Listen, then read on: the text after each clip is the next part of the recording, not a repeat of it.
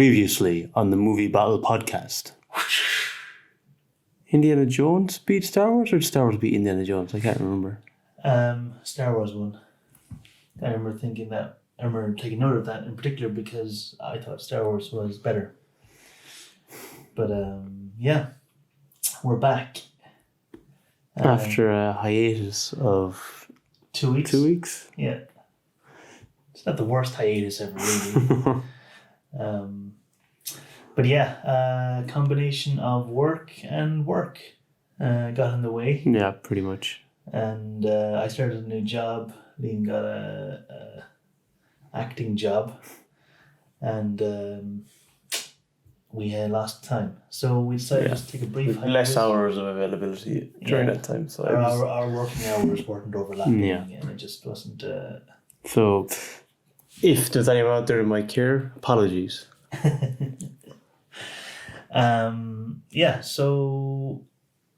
So to remind people, this week, well, obviously you've seen the title, it is Iron Man versus Black Panther.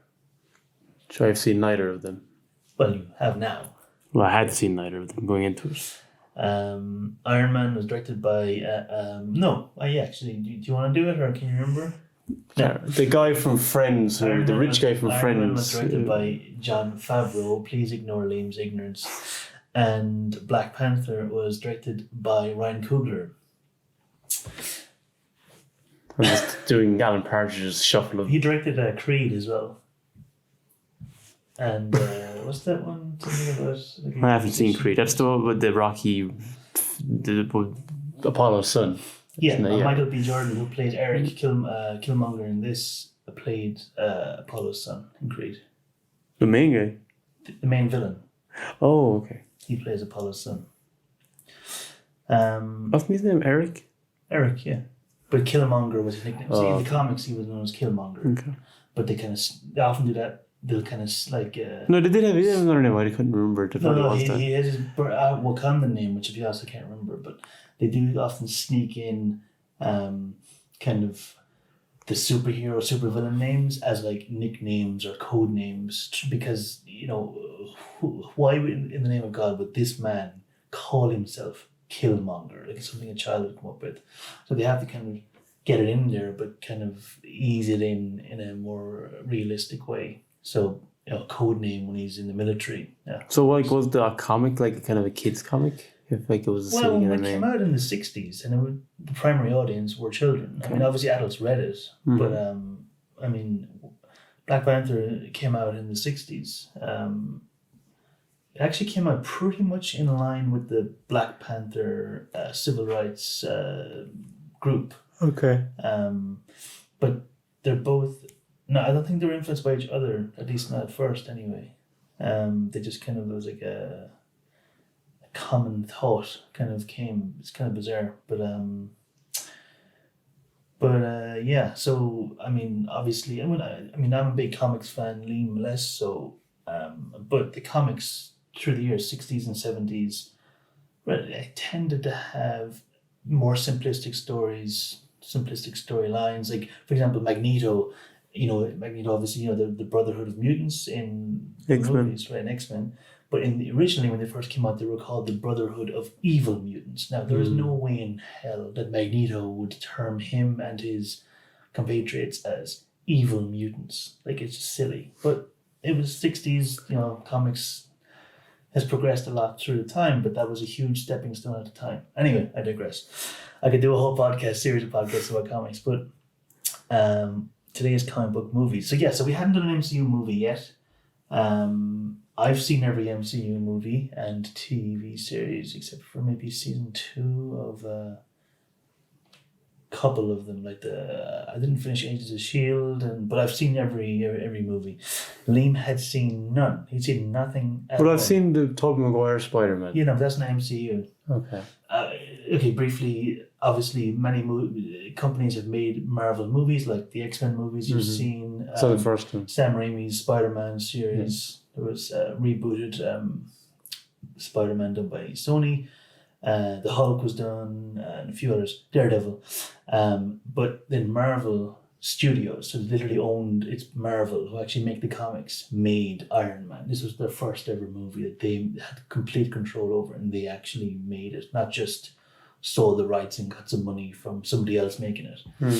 So this was the first one, and then they decided to do was expand it and keep it all self-contained in one huge overarching universe, unlike any franchise had ever done before, and none have done successfully since. But Iron Man was their first step into the market, and we'll start off. So is Black Panther Marvel as well? Yes, every, as I said, the MCU is Marvel Cinematic Universe, so they're all in. No, I know. I just wasn't sure if Black Panther. I couldn't remember if Black Panther was Marvel or not. Yeah. Okay, so we'll start off at round one. Music. Iron Man was composed by Ramin Djawadi. He also composed Game of Thrones. He scored Game of Thrones. Okay, 2-3 years before 2011, I think. It came out. Yeah, so about 2 years before, year before. And I'll be honest, when I read that, I was absolutely astounded. Yeah, I wouldn't have guessed at all this. In no same way guy. there's anything about this that. But I guess that probably is paying a tribute to him, I guess, saying that he's maybe no, but in sense of like that the music is very different. Yeah, it's different, alright. I'll be honest. For me, outside of there's two moments where the score stands out. I would say the music in this movie stands out, but neither of them involve the score. The two songs. Yeah, it's AC/DC, which do work really starting well. it, and then Iron Man at the end. That was the perfect closing song. Oh, it's just, I mean, for me, I'm a massive Black Sabbath fan. I remember, like, for myself, I saw the first trailer for Iron Man, and they used Iron Man in the trailer, this Black Sabbath song in the trailer. You know, the scene where he's breaking out of the cave and he's smashing the door, and the start of Iron Man's like, boom, boom, and they overlaid it, and then it's, smashes open and, comes in, the riff comes in. And I was like, okay, that's it. It could be the worst film ever made, and I'm already in. Like, yeah, they really kind of, packed a punch, I guess. Like it was, when you heard that song at the end, it stayed with you, and same with the ACD song at the beginning. Yeah, it worked. So they really stand out, like it stay with you. But I thought the music, when he's building the suit down in the bunker at the start, there was like kind of a hammering kind of sound. And there's like guitar bits kind of going in. I did like that. Really exclamation mark. I thought that was brilliant. And it really made the suit feel alive. I thought the music helped with that. Yeah. I thought that was really, really good. I did like that. I thought that was good. I also liked, there was this short little piece, I don't know if you picked up on it. I'd be surprised if you didn't, because you being the Bond fan. The bit where after he meets the reporter. You want from Popular Brook. Yeah. And when he's with her, just as they get into it, a kind of slight Bond-esque theme kind of music comes in, and very much for me, it's kind of hammered home the whole, he's this suave, womanizing, overly confident kind of guy, the James Bond thing you're going for. I liked that. I thought it was very subtle and it worked very well. But I'll be honest, outside of that, I thought the music was terrible. I wouldn't go there. I think that's a bit strong. I thought that moment and the suit building. Otherwise, I mean, like the jet fight scene. Like, I love that scene. It's a great scene. But I thought the music was so generic. It was just like such just boring rock music. I didn't think the music I thought was pretty standard for the most part, but I don't think it was. I wouldn't say it was terrible. Well, okay, the one that research lackluster maybe. Oh, lackluster, yeah, but I'd go. But I still think that hammering, it was like kind of a metal hammer. Yeah, it reminded me of. It was really cool. Second theme song to the 1990s Iron Man cartoon. Remember that? I don't remember the theme song. It's him again. It's him and then him hammering, and they have that was really really cool. A lot of the 90s Marvel cartoons had really screechy guitar solos. Spider-Man as well. X-Men was different, but that was ridiculously good.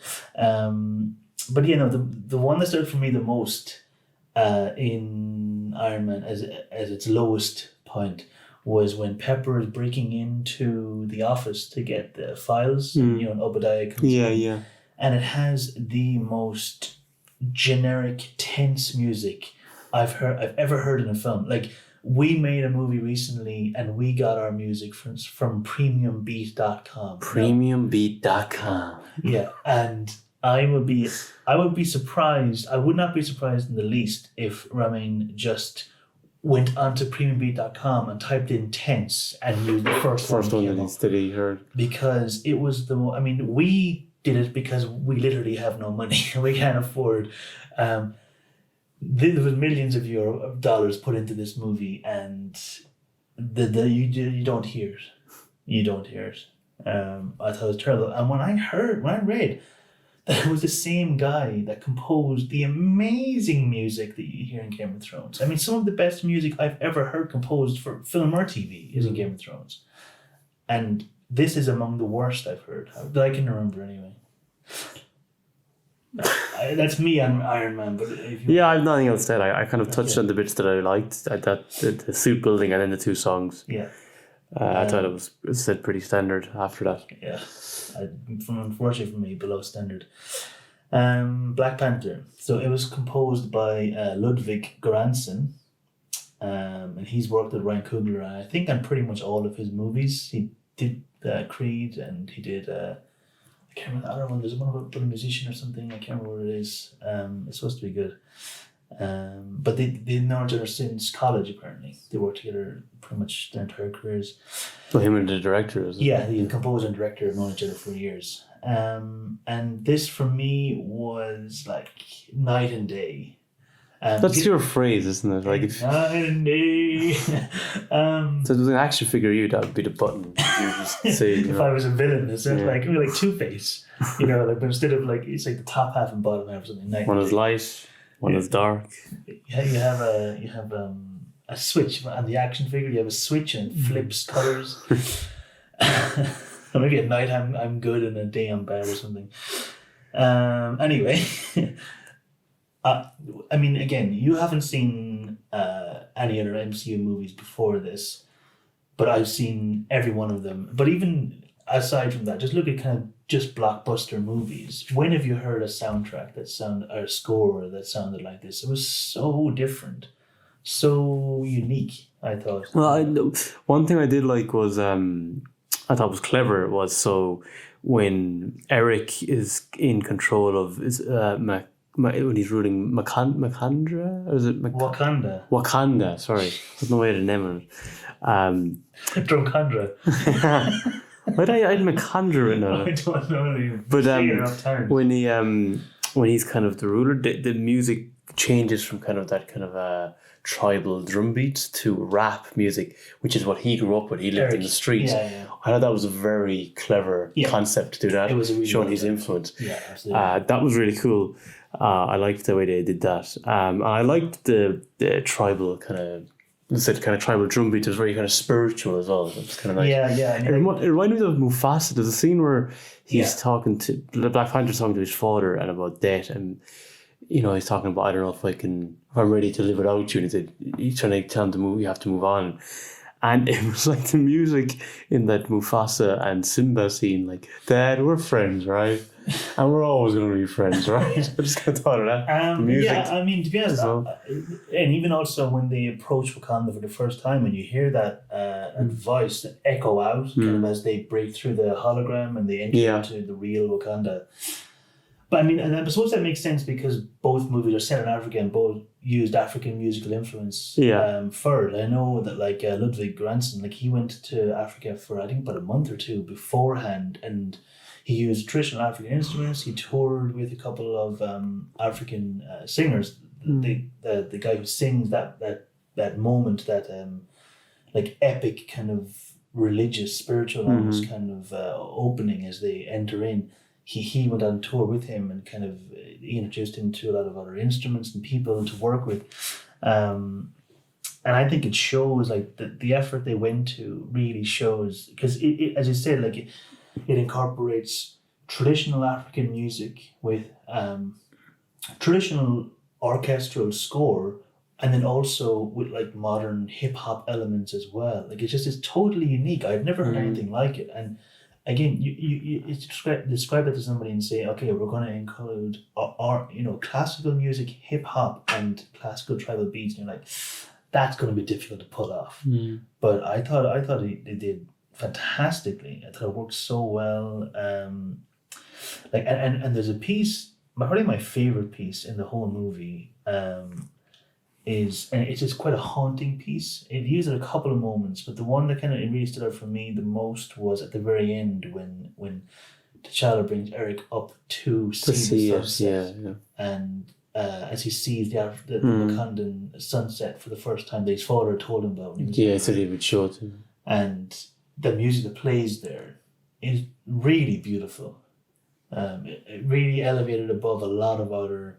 A common critique criticism against Marvel is that the music is quite forgettable. You know, like Lord of the Rings, you can whistle it, you can hum it. Star Wars, even Harry Potter. I've never seen Harry Potter. I could still hum a bit of it. Jurassic Park, all those. Yeah, Jaws. It's classic scores. But Marvel, as popular, as critically well received, and as commercially well received as it is, the music tends to fall flat. I did, and as I said, I did mention that I really liked how they incorporated the rap music with him and his kind of ruling over. But I thought some of the rap and pop music was used was was quite bad. Like I didn't enjoy it. Like when you were in South Korea. But that was a disco. It was a nightclub. There was that's not the score. Yeah, though. Maybe not. It's just some music that was playing. I was like, and there isn't the music on the car. When the chasing. No, it says music on the. Yeah, but that's just music on the radio. It's not like the score. I wouldn't say. We're kind of talking about the music in general, because we mentioned AC/DC and Iron Man as well. Yeah. Well, they were used on the soundtrack. I don't even know if you would count that as a soundtrack. I would thought it was in. It was a bit of music that stood out to me, and I was like that I didn't like. Even though I said I liked later then when they had the rap music playing with him, I really liked it. Like that was clever how they did that. Yeah. But when they just had it playing in a scene, I wasn't a fan of it. I wouldn't be a fan of that music either. But I thought it worked for the scene because. That's the music they want to listen to.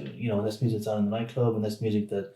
But I think even when I don't know, just when I heard it, I was like, it was opening of a scene, and I was like, what's this? It didn't strike me as bad. I thought it suited what was going on, but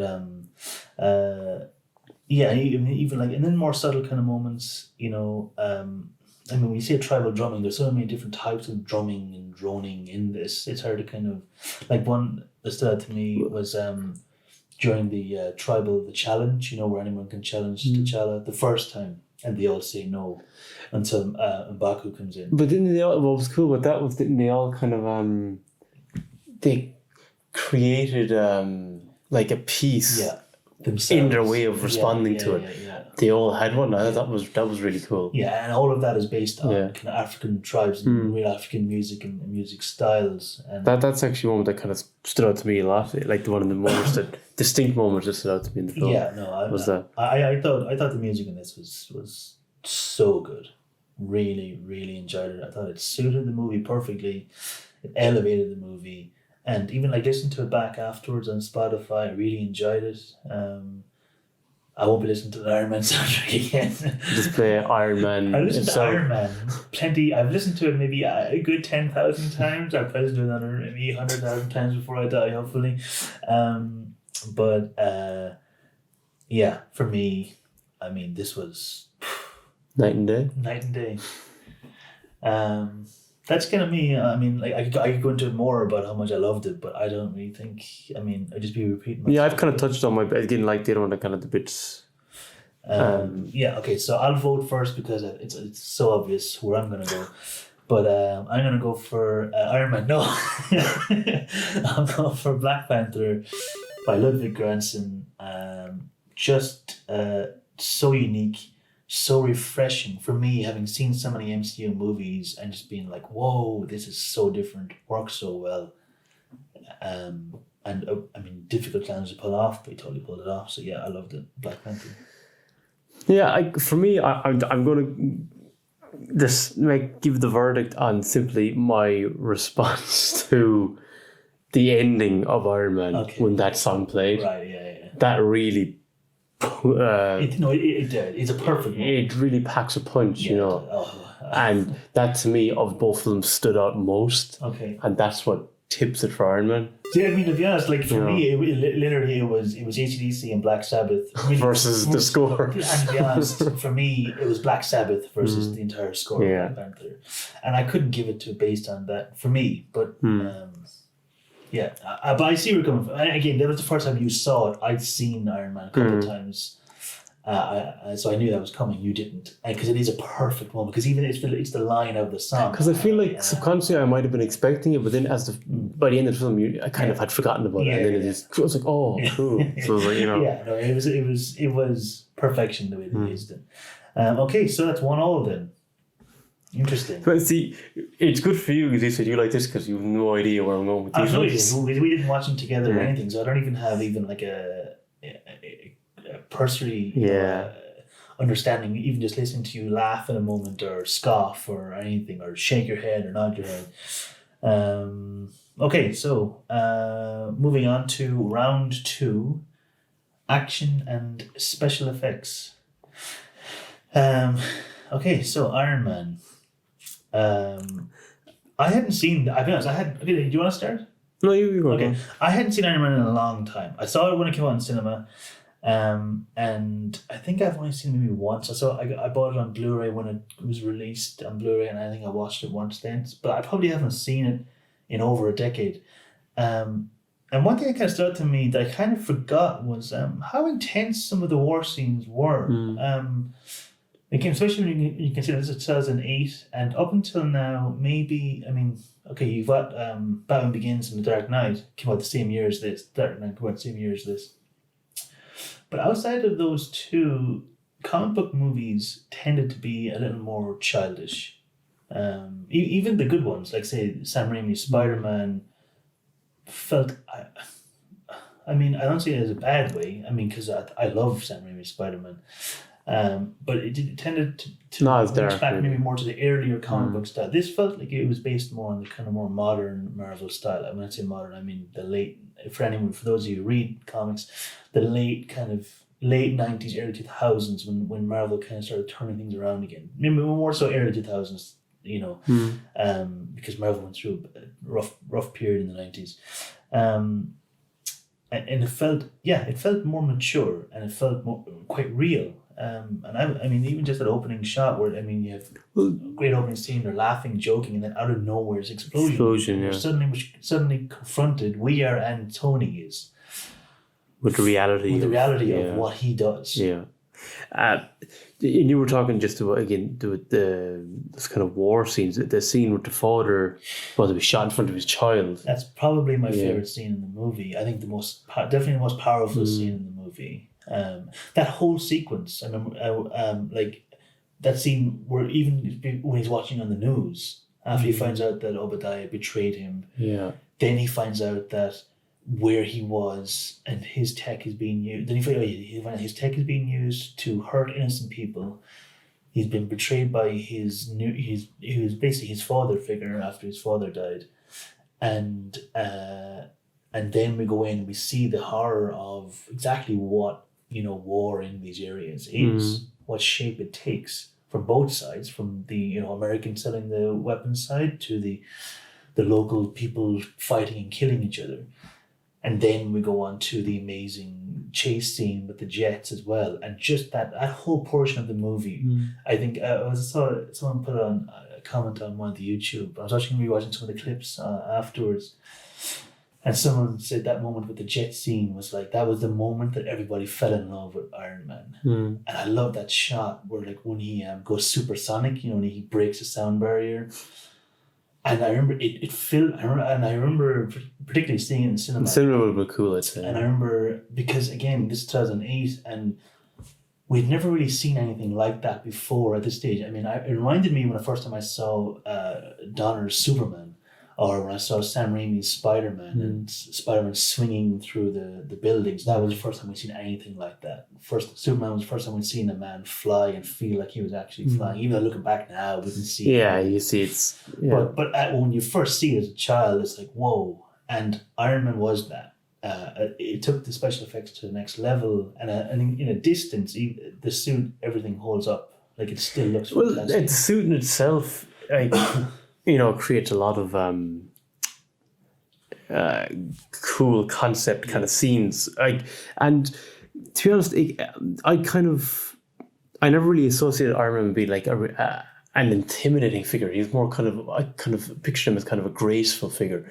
But like, you see how he like just swats people away, and it was it was fascinating to watch how he just could easily You're just... talking about when he first... the first Mark suit, I yeah. suit, they call it, The way he just he's like the Hulk or something. Yeah. And when the man shoots at him and the ricochet goes back and just hits him, I didn't kind of anticipate that. I thought it was really cool to see that kind of side of the suit and what it could do. You hear him kind of walking. He's like Robocop. Robocop and the zombie mountain from Game of Thrones. I thought of both of them. I didn't think of him. I definitely thought of the intimidation, the big size. I get what you're saying. And then the kind of Robocop, the walking. You hear his footsteps coming, the lumbering footsteps. Don't you remind me of that moment when he called it the cave footsteps? I thought of T-Rex in Jurassic Park.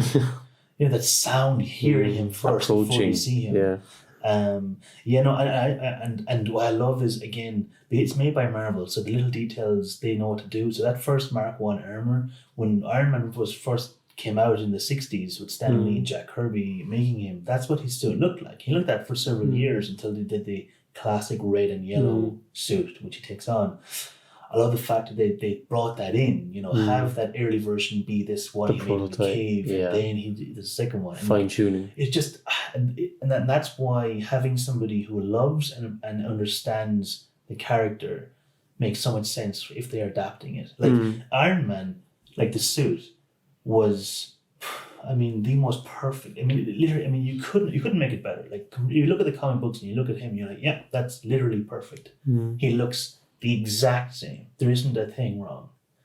And again, at that point, as a comic book fan, that's shocking to you. And looking back, I still remember those emotions I had when I first watched it. Just that thrill of like, oh my God, like comics are finally getting the respect that I and many others have thought they deserved all along. I never for a second imagined what the MCU would become, but you were talking about how when he comes out of the cave, or the kind of bunker, and it's like a T-Rex. I thought in the scene later when Obadiah has his suit in the building and he's chasing Pepper, I thought it kind of reminded me of like kind of that classic monster kind of horror scene. It had that feel to it. Or like Godzilla maybe, or something like that. It did have that. I don't know if I get into it too much here now, but I thought the kind of final battle descended into silliness. Like, Obadiah's, I felt it was like more... Obadiah's reason, like, why is he doing this?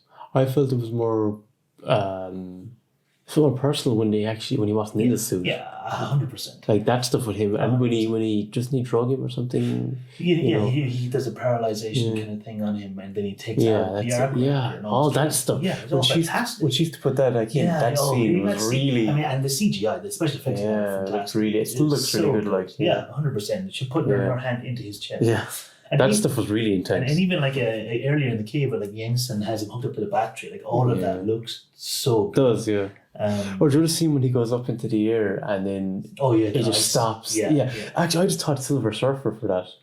I was like Silver Surfer? Yeah, remember that figure? I know Silver Surfer, but he looked like... I thought he had that kind of look, that kind of silver, reminded me, the shiny, had that look. But when he goes up and then it just stops and then he just... Yeah. That was crazy. It was really good. Again, it is, because I knew everything that was coming. You're going in first, so it's interesting to see what bits stood out to me for the first viewing, because I'm going on my maybe third viewing, and it's different to what it's not to me. Like a lot of time I just liked watching him kind of creating the suit, and then go roaming, like you go for a walk or run, him just testing it out. Like all that stuff was really cool. And as you said, the scene with the jets as well, like all that was really cool. And even like the comedy with his robots. Like he's like, he's like, I swear to God, like if you spray him one more time, Sure, they save him in the end. He does. He hangs him down. What was this? The proof that Tony Stark has a heart. Yeah, that's it, yeah. Pepper had saved it. Yeah. And he can't. He goes to grab it and falls, and then the arm comes out. A beautiful callback. Giving out to him through the whole movie, and then he literally saves his life.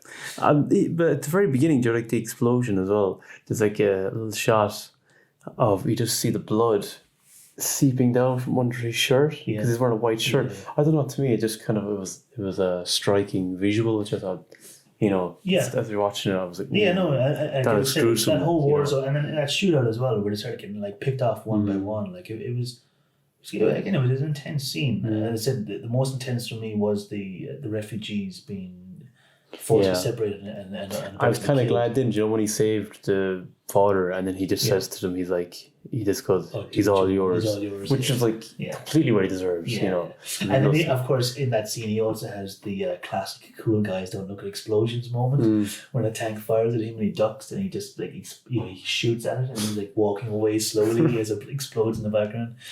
Even simple stuff as well, like the CGI of the hologram, like his interactive hologram looked fantastic. Everything about, or when the guy runs into his fist, one of the soldiers runs into his fist. All that stuff was really cool. And then the jet scene I thought was just, I spoke about it already, but that was just so exhilarating. I don't think there's anything else. I mean, I think I've kind of covered it. The suit looked amazing. Yeah, I think the suit itself was a lot of the. It's a huge part of it. Yeah. And it's funny because before this movie, Iron Man was a secondary character, like considered a B character. Like a lot of people didn't even know who he was, which is surprising to me. I know you grew up, watching the Marvel comics or Marvel cartoons. So no, I'll be honest, I didn't see a lot. I only saw a bit because I don't know if the Den really showed. No, he was. The Den is the Irish show we watched as kids that would have all the traditional American Saturday morning cartoons would be shown during the week, Monday to Friday, on the Den. And they had, the Spider-Man and X-Men, Turtles, Biker Mice, Gargoyles, all the classic 90s shows. And they had Iron Man as well, but it wasn't shown as often. I don't remember watching that as much. I remember seeing the odd clips. And the Hulk as well. But I remember you with that really cool all green figure. Oh yeah. Which I thought was cooler than the original. The action figures we had yellow one that we used to always play. Yeah. We loved the Secret Wars story arc from Spider-Man where they all come together and they select the. Like, what was it? Bret Hart, new Peter Parker. Yeah, from the wrestling days. So we brought in our wrestling figures. So Bret Hart was there, and then also was it like Worf knew? We had Worf, Riker, and Data beamed down, and Riker Worf knew Modo. Worf knew Modo from Mars. There's some good fan fiction there. Yeah, we should mind that. Okay, but I mean, that's pretty much it for me, I think. As I said, I thought the third act did let it down a bit, even though there's some good moments in it, especially when Tony goes up and he's like, tell me, how did you solve the icing problem? And then just that was a cool moment. And the one thing I didn't get was when Pepper, the explosion in the building, I don't understand why it didn't affect. Yeah, I know, it didn't really make any sense. Yeah, why Tony wasn't affected how did by he it. Die? Yeah, I think that's how I was like. Because the whole point was that she was like, "Oh, this huge sacrifice is do I stop Obadiah or do I kill Tony?" And then she stops Obadiah, but Tony doesn't die somehow. Yeah, I didn't get that. It seemed a bit easy. It was a bit plot armory. So I'll be honest. I thought the third act, and as you said, when Obadiah is out of the suit, he's way better, way more intensive. And to be honest, it was funny because I didn't know. Who I was like, who's the villain? Who's the main villain? Yeah, is it going to be that soldier? I was like, and then I was like, oh no, it's not going to be him. And then I was like, oh, you mean Rhodey? Yeah, the other guy. His friend, the black guy. No, not Rhodey. The kind of the head. Oh, the Ten Rings terrorist guy. But then when you see Obadiah, it's kind of is leading them basically and leading them astray. And you're like, oh, okay, now I get it, because it was like over half through the film. Which I do like that. Oh no, I did like it as well. I was curious. I was like, who's the villain? And as they hinted, they did a similar thing with Black Panther as well, which I thought was good. Yes. Which we'll get into. Yeah. I think we go on to Black Panther. Yeah. Okay, so for me, I didn't. Again, the first thing that stood out to me always is the first shot of the movie, the special effects during that narration scene about the history of Wakanda, the beautiful just kind of motion, almost like beads, kind of moving and shaping and changing. I thought it was just beautiful. Yeah, very kind of serene, kind of. Yeah, it was just really stunning. I thought it looked so well, and also I thought, but again, I'd seen every MCU movie up until that point when I watched it. You hadn't seen anything. You'd seen Iron Man, that was it. By the time you watched Black Panther, and I thought it filled in people who maybe I was interested to see, where you were. Well, do you remember what happened to me? Yeah. I walked in at the start when Lee was watching Black Panther, and within like 2 minutes, I think I'd answered like 3 or 4 questions he asked. I was very confused. Very confused. But overall, well, how do you think, just as overall as a movie, do you think, would you recommend people who haven't watched the MCU, would it be okay jumping in at Black Panther overall, or no? Yeah, probably. You as it goes on, you do, there's enough there that you find and can understand and engages you, most importantly. Yeah, you know what I mean? like the only characters that were actually in a previous movie, it was only one other movie, it was Civil War, and it was T'Challa himself, Claw, T'Challa's father, and I can't remember if Okoye is in it or not, but I think it's just T'Challa, T'Challa's father, and Claw. They're the only 3, as far as I can remember, that were in, and they weren't a huge part of the previous movie. Oh, so Claw is in it, the guy from Lord of the Rings. Yeah, and Circus. Yeah. Okay. He was in a previous movie along with T'Challa and T'Chaka. Okay. I won't spoil for you or anybody who may be listening what happens in that, but yeah. The other one, you just see like a guy being like thrown out of a forest into out of the forest into a car. You just see him launched. Oh yeah. Is it that opening shot? In the opening shot, the first battle. Sorry, it was another image. It was like, whoa, just... One of the things that to me that I love the most was actually when that first reveal of him in the tree, crouched like an actual panther. That was cool. That was a very nice setup. I thought, literally, that was a good fight scene. I thought, it worked well. It wasn't like amazing or anything, but I thought it was. Yeah, it was alright. It was. That was cool. Just that shot. So it was cool. It kind of reminded me a little bit actually the way it was kind of like out of darkness into the kind of a bit Batman-y, and how Batman strikes from the shadows. I think probably the best battle fight scenes were probably the duels. I loved because they had the most tension. I think because it was very personal, this one-on-one, and I agree. I think the threat of Eric and T'Challa. Yeah, to that one in particular. That's the strongest. Yeah, I do think as a kind of an action scene. Or scenes, the nightclub, casino with the car chase. But that car flip thing where he jumps off, that was really cool. Yeah, I thought those 2 scenes combined were very similar in a way to the Iron Man, where they have he frees refugees, and then the jet scene. It kind of similar. There's like 2 kind of big, and I wonder in a different way, kind of. Is Marvel kind of, because Marvel have been criticized for kind of a little bit kind of being safe with their formula. No, I don't think that this is that, but I can see how maybe someone might say that. Just how they have these kind of in the middle, they have these big kind of action beats, kind of 2 scenes that'll kind of flow action to an action scene. And then they did it again in literally Iron Man, the first movie, and did it here. And I'm sure if we analysed others, we'd see other movies as well. But I loved them. I thought the casino fight was great, especially Okoye. Anthony Guerrero plays Michonne. I thought it was Oyate, I thought it was. Okoye. Why do I keep getting the names? I don't know. You even watch it with the subtitles on. Like, you have no excuse. Iote, I thought it was. Ioyote. No, her name is Okoye. I literally go into Wikipedia and check it. Maybe the T should be a K and have the Y in the wrong spot. There was Nakia. That was his. Nakia. Yeah. That was his girlfriend. Was, kind of like his interest. Oh, do you know what was cool? Do you know when they were near the end? So with Black Panther and Eric, when they're having that long fall, and they're still fighting in midair. I thought that was really cool. I thought it was a cool. directed, but I honestly thought CGI was poor in it. I thought it looked very animated to me. The light, I don't know if it was the lighting or something about it. Even though I thought that I thought the idea I of agree, fighting yes, as they're I falling agree. I was did cool. like that. I thought that was cool. I agree with that. It's not something you see often. You know, just visually, I thought it was let down slightly by the special effects. And in the waterfall for their duel. That was fantastic. Yeah. And what I loved about that was it was shot very close up, very personal. Which of course this battle is extremely personal, probably more so for Eric maybe than T'Challa. And just it was very close, very kind of gritty, very intense, and the weight of what was going on was, and we did build it up so well to this moment, you know, just how important this is for Eric, and obviously we already know for T'Challa because it literally means he's going to die. You know he's not going to give up, so he's going to die and lose the throne, and this guy who he's just seen kill innocent people is going to take over his country that he loves. And and again, he's like, what's going to happen to my mother, to my sister, my friends? And he was right to worry because they do end up fleeing afterwards.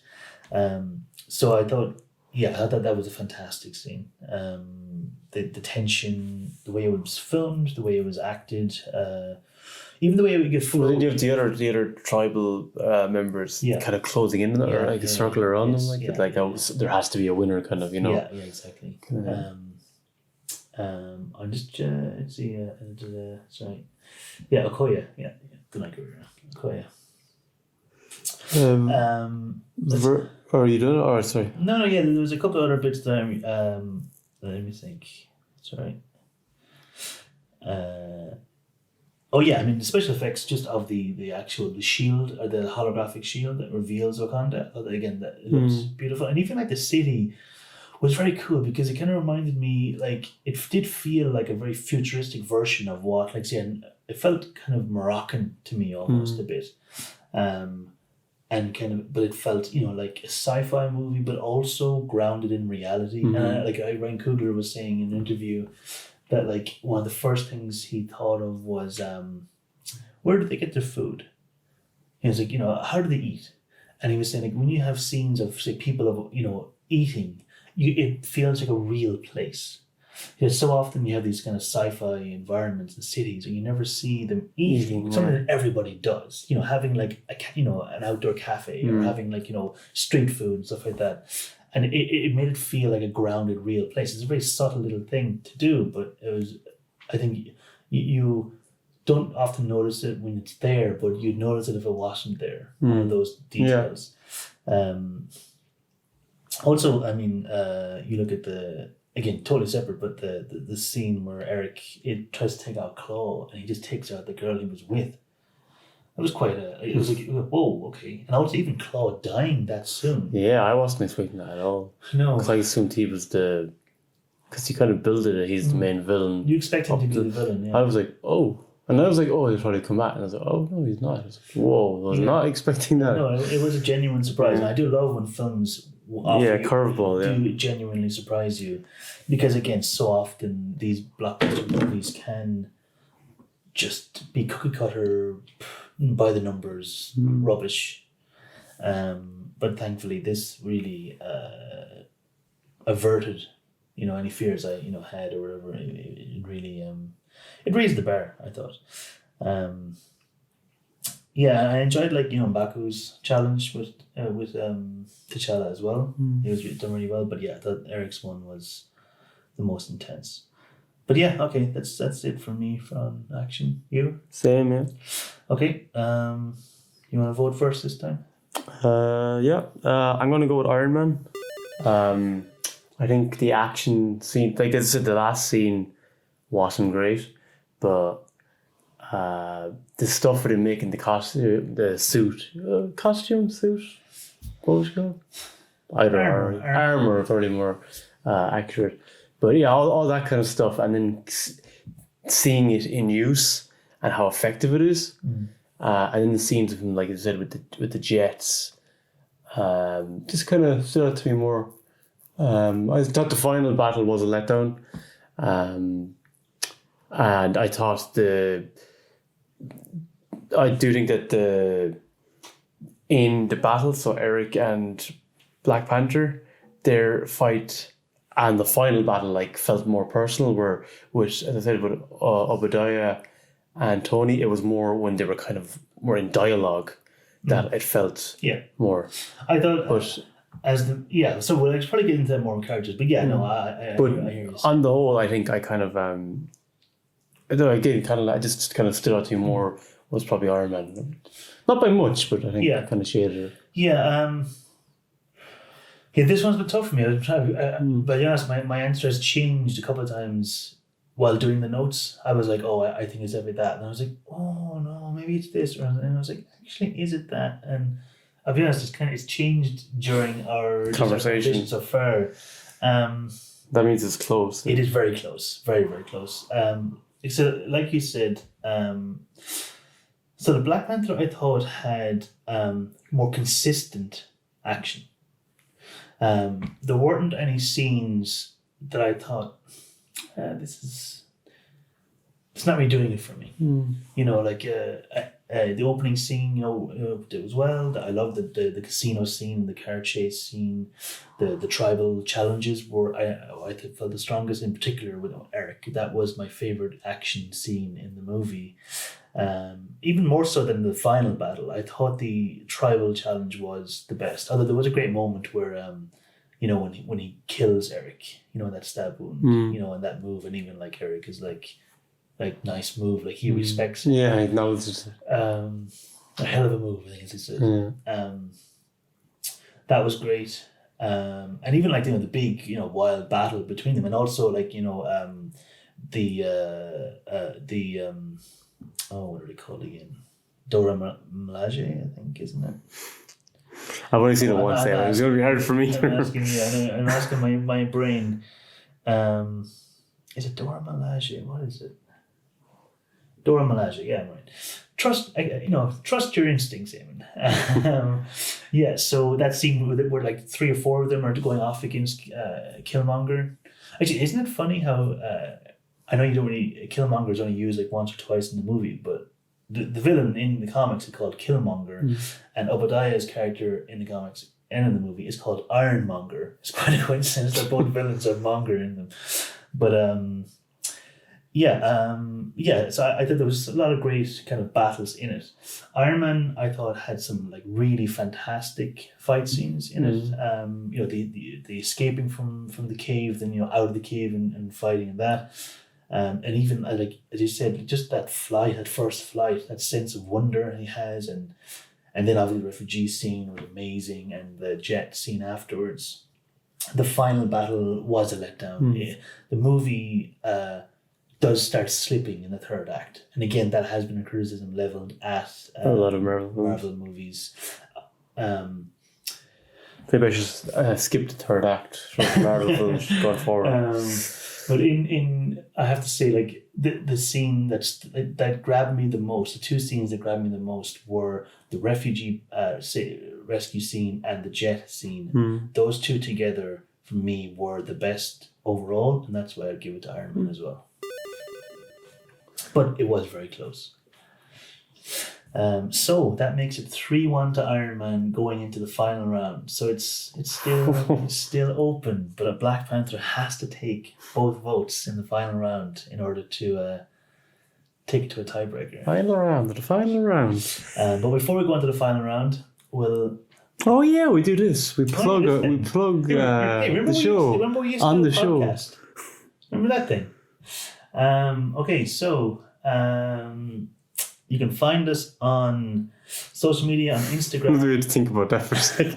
On Instagram, we're at the Movie Battle Podcast. Just search for us, Movie Battle Podcast. Twitter, it's at the Movie Battle Pod, POD. Facebook, it's the Movie Battle Podcast. YouTube, we are the Movie Battle Podcast and the MVP. Email the Movie Battle Podcast at gmail.com. Yeah, so we'd love to hear your thoughts, your angry rants, your prayers. Issues you have with us not getting stuff done. Going on a hiatus without any due warning. Yeah. Or notice. But look, get in touch. We'd love to hear what you think.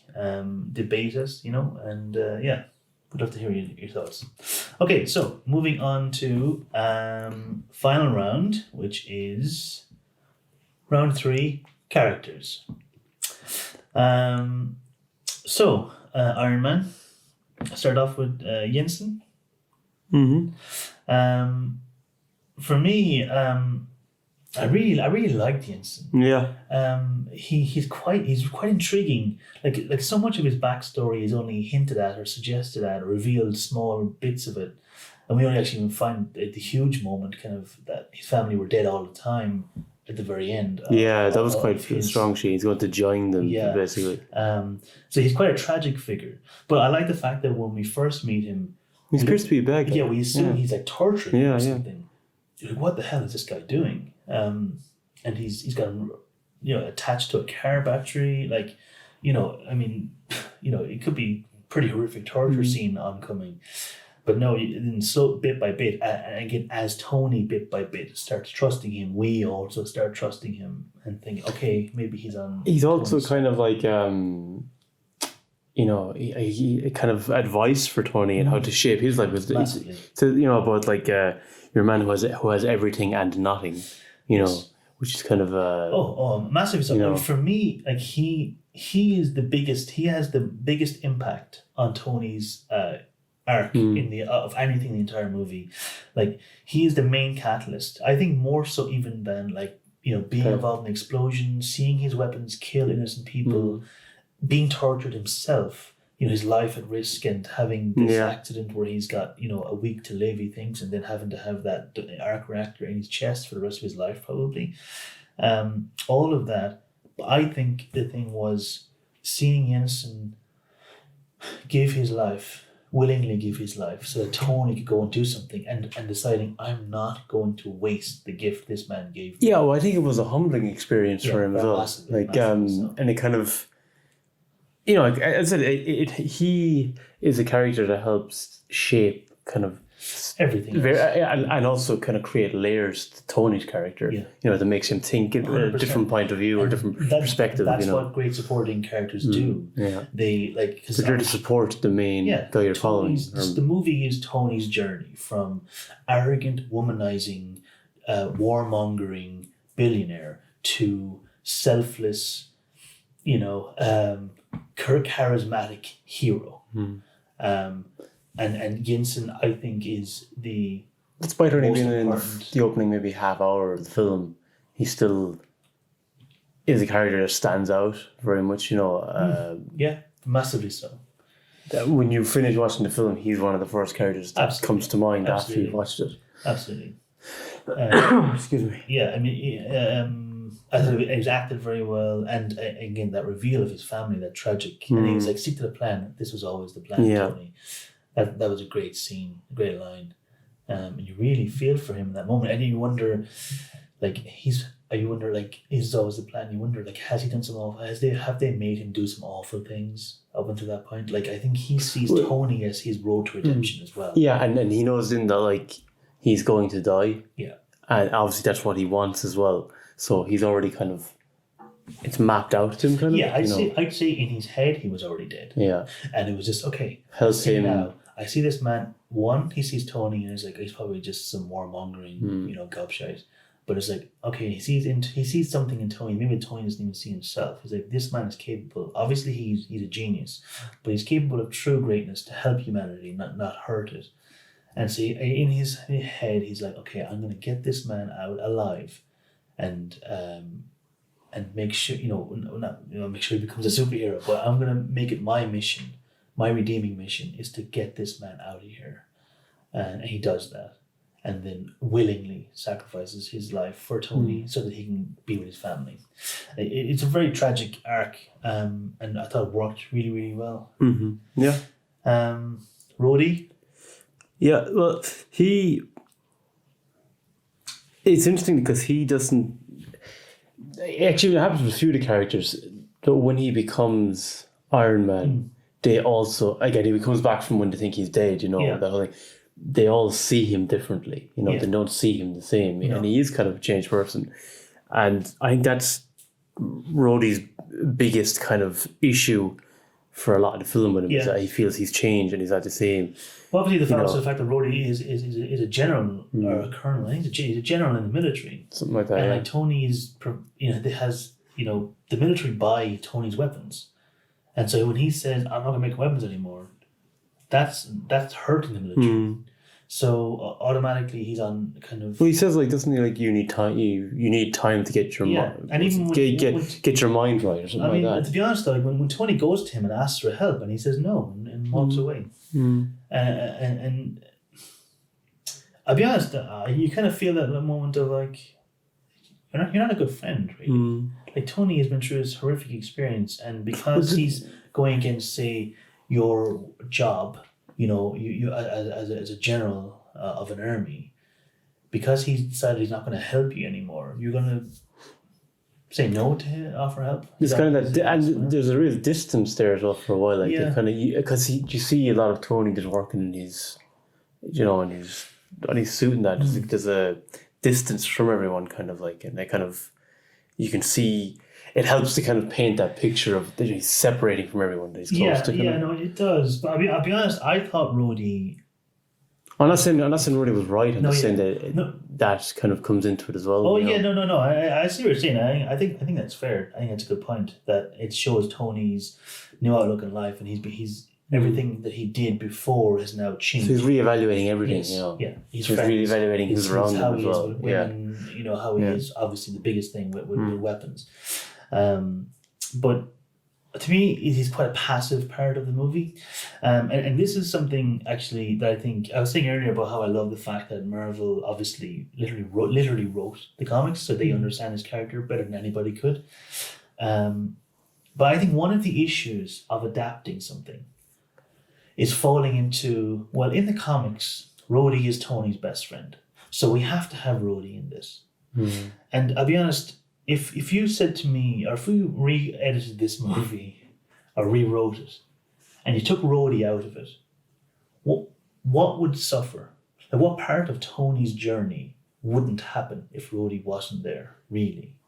Like, he could sell weapons to the army, he could be saved by Jensen, he could escape, he'd have the original Pepper, Obadiah. He doesn't really add anything. And as we know from writing our own stuff, like if you're something in the movie or in a show or in anything you're writing, and they're not adding to it, they're just there, take them out. Like, again, I see this as a comic book fan, but like, and I'm not saying that Rhodey is a terrible character or anything like that, and I think in particular when the character in later movies, he's played by Don Cheadle. I'll be honest, I don't think the performance was great in this movie either. I think Don Cheadle is way better as Rhodey. He plays Rhodey in every other movie afterwards in the MCU. I think the character is interesting, but I thought he didn't need to be in this movie. And if you don't need to be in the movie, then cut it. Yeah, I guess it was the kind of fact that Obadiah betrayed him, that Rhodey kind of comes back and is there to kind of but I mean, support him, again, he doesn't. It's Pepper. It's Pepper who does it. Pepper goes... Yeah, but he does meet him though, remember? I mean, he goes he finds him on the ground. Like, what did Rhodey do in that scene? Like, if Pepper had just warned Tony goes downstairs, his robot cans in the ark, he gets up, he literally lifts Tony off the ground, that's it, Tony puts on the suit and goes. He didn't do anything. He doesn't save Tony, he doesn't give him the ark. But I guess it helps Tony's path, like when they have that discussion. You said like when he kind of says no, a couple of conversations, but I don't. I think the movie could totally happen without him in it, and I think if you can say that about a character, they shouldn't be in the movie. That's my opinion. Okay. So Pepper, she has that line near the start of the film where what's her name? The one from Popular, the blonde one that Tony sleeps with. Oh, yeah. And she has a line about like he usually has me put out the trash. That's a great line. Yeah, no, that was so funny. So for me, I thought she was really interesting. Like, she's really devoted and loyal to Tony, but there's way more to her than just that. Like, she keeps him grounded. Like, she's the only person that stays with him through the whole movie. she's the only one that he really has, and he says that. Like, he even says, like, you're the only one I have, really. I mean, Rhodey has gone. Yeah, she's the only one that's still loyal to him the whole way. Like, the whole movie. She has a moment where she doubts, where she sees him in the suit, I think, or is it later when? There's something where she has a big. There's like she threatens to leave. Yeah, she wants him. He wants. She her almost does like. Yeah, he but then she explains basically what Jensen said to him, why he's doing what he's doing, and she's like, "You stood by me when I was, making weapons that were killing, so many innocent people. Now that I'm trying to do the opposite, you're gonna." Which was a great point. Leave me. But I think she was just worried he was going to kill himself. Yeah, she's worried he's on a suicide mission. Yeah. That's her fear. But one thing I really liked about her as well, a real subtlety, kind of underlying thing about her, is I think she's clearly in love with him. Like, when that scene where they're at the benefit and they're dancing, and she's on the balcony, and she's so nervous about it, and she says it's because she's afraid her co-workers will think that she's sleeping with him to improve her job prospects. But I think it's because she absolutely is in love with him, and she's afraid, one, of risking falling for him, or revealing that she loves him, and then him not returning it. I think that's definitely, I don't think she has as much confidence as Tony does with women, certainly not. And I think maybe also she's afraid that they do it and then it goes wrong, and then their friendship and their work relationship is gone. But you see her leaning in to kiss him on the balcony, and then he stops. Like, he hesitates. And I think from him, I think it's out of respect for her. I think he sees her as more than just the one night stand. And they didn't push it too much either, which was kind of interesting. Yeah, I kind of like that. Yeah. Like, at the end of the film, there wasn't like that whole kind of the big embrace and kiss. Like, oh, I love you, Tony. I love you. Like, no, it's just like you see her just with, like, he's like, he comes back for the first time, and like he's like, your eyes are red. It's like, I don't want to get a new job. And it's that it's very realistic way people speak. They kind of, people don't wear their emotions on their sleeves all the time. They're guarded, and they're and people are afraid of what their true feelings are sometimes. And you see that in both of them, really. The one thing I didn't understand is why she went in with the detectives when they were apprehending Obadiah. Well, they needed her to she had the security card to get in. Okay, that's fair enough. Yeah. Okay, yeah. And she had to show them where to go as well. Yeah, she obviously in the building inside and out. That's fair enough. But I really liked her in this. I thought she was outside of Tony, probably the best character. What about Obadiah? Speaking of, okay, so for me, like, obviously he's ruthless, controlling, sadistic, and like we were saying earlier, he's way more personal when he's out, not in the suit. Yeah, when he's out of the suit, he's way more interesting. He like him and Tony, because Tony genuinely looks up to him. Obviously, he was like his father's business partner, maybe his father's best friend. We get the feeling that he has become this father figure for Tony since his father died, and he's the guy who betrays, and he's the guy who orders to hit on him in the first place. I mean, not only did he try to get him out of the company, he literally tried to have him murdered. And he's like, there's all these metaphors kind of for, like, I mentioned it with Rhodey a bit as well, about how when he comes back and he's becoming Iron Man, everyone's kind of sees him differently, because Obadiah has that line about, like, I was happy when he came home, but he never really came home, did he? Yeah. So we can't control him anymore, basically, right? Yeah. He's doing a different... He's trying to sow seeds of doubt in everybody else. Yeah, which I thought that was kind of cool. So he'd kind of shown that almost they see it as a betrayal, that he's changing almost in a way, because he's not going by the script, by the book. As I said earlier, everyone else is like confused by this new Tony. I mean, the media are confused. Everyone's confused. Tony's confused.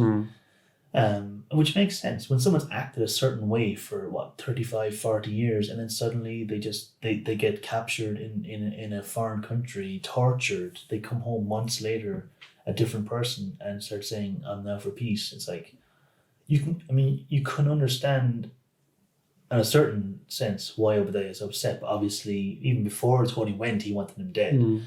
which doesn't really make any sense, to be honest. I don't really. But I did like that, like he at the villain that he, because as I said, it's only like halfway through the film, even almost nearly over halfway through when you find out he's the head villain. Yeah. I think it's the fact that he has history with Tony, with his family and lineage and the whole thing with the company, that makes it more impactful that he's kind of his main threat, rather than one of the soldiers. The Ten Rings. Yeah, there wouldn't be as much. There's no emotional baggage. Yeah, like a personal thing drawing them together. So I thought you did right. To me, though, to be honest, I thought the character was really let down with the third act again. When he starts. Okay, so first of all, he tries to kill Tony, right? But once Pepper has that info, once Pepper gets the files, and she shows him to Coulson, Agent Coulson, he's done. Like, he knows he's done, right? I mean, just think about it logically for a second. If the CEO of a company tried to ordered a hit for terrorists to take out the head of development or the current CEO of a company, he's going to jail for the rest of his life. So what does he do? Does he flee? Does he run? No, he goes to make me a suit. It's like, what? This is ridiculous. I remember. It's so stupid. And then it's like, I don't know why that made sense, that reference, but it did. It works. And then he starts trying to kill Pepper. I'm like, what is your goal here? So is it like, okay, so yes, this morning. Damn it! What is wrong with you? This morning, I catch you acting in a way that doesn't make sense again. I kill you. Do you want to explain that reference? It's lost when Michael to Locke when he's telling him to stop giving Walton knives. For those of you listening who are lost, but a bunch. Anyway, Obadiah, he wakes up that morning and he is the wannabe CEO of Stark Industries. And then later that evening, in his mind, he's like, you know what I want to be? I want to be a supervillain. It's the next step. I want to kill Pepper. And I'm putting you up for adoption. Yeah. And I'm like, what's going on here? What is his end goal? It's like, do I want to go out in a blaze of glory? Like, it's so stupid and really irritating for a movie that the characters were so great. The chemistry was so excellent. The action was excellent. Robert Downey Jr. was phenomenal. We haven't got to him yet. No, I know, but everything is so great in the movie, and then it just collapses under just utter stupidity, and it really irritated me. I watched it. It irritated me a bit when I first seen it in cinema, but afterwards, looking back at it now, We're thinking that guy's forehead. He's gonna blow. Why do this? It's just irritating. Anyway, that's me and Obadiah. Anthony? Yeah. So we've kind of covered a lot of on Tony's character already. Well, it's like a lot of films which I've kind of come to realize with doing this is that usually the other characters, you end up describing the main character because they're all linked to the main character. Because essentially he's the focal his journey point of the film. So obviously story. we'll just kind of quickly run through. So obviously he's arrogant, womanizing, warmongering, and he's quite awful. Like you see him earlier at the start of the movie where he jokes about how peace would be bad for his business. It's quite a horrific. And kind of, you see, because everyone kind of adores him. He's a celebrity playboy kind of figure. So you can see why he was kind of oblivious to what was really going on in a way, because he was having this, it's a pretty sweet lifestyle in many ways. Even on the plane with the air hostess, and it's all of a sudden they're on the poles, Just a life of just complete luxury, do whatever he wants, and doesn't face any repercussions. And then suddenly he's literally face to face with the consequences of his actions. Yeah, and that was something I didn't envision being in the film. Kind of him, kind of being thrown into that situation and then seeing firsthand, oh, this is what it's really like, and I had no idea what the hell my company was doing, funding this. You know what I mean? So I thought that was all really good. And he becomes determined that that death and war is not going to be his legacy. That is his driving ambition, and that all comes back to Jensen. Jensen filled him with that motive that this is an important year. This is an important week in your life, then, isn't it? And I think that transitions to this is an important end of your life, isn't it? For however long I live, I have to make up for what I've been doing. It's almost like Ebenezer Scrooge. Yeah, that's the motivation, kind of what drives me to like, okay, I have this insane abilities, I might as well put it to good use, and alter the damage that I've probably one of the already done. smartest people that's ever lived, and I've wasted it making things that kill people.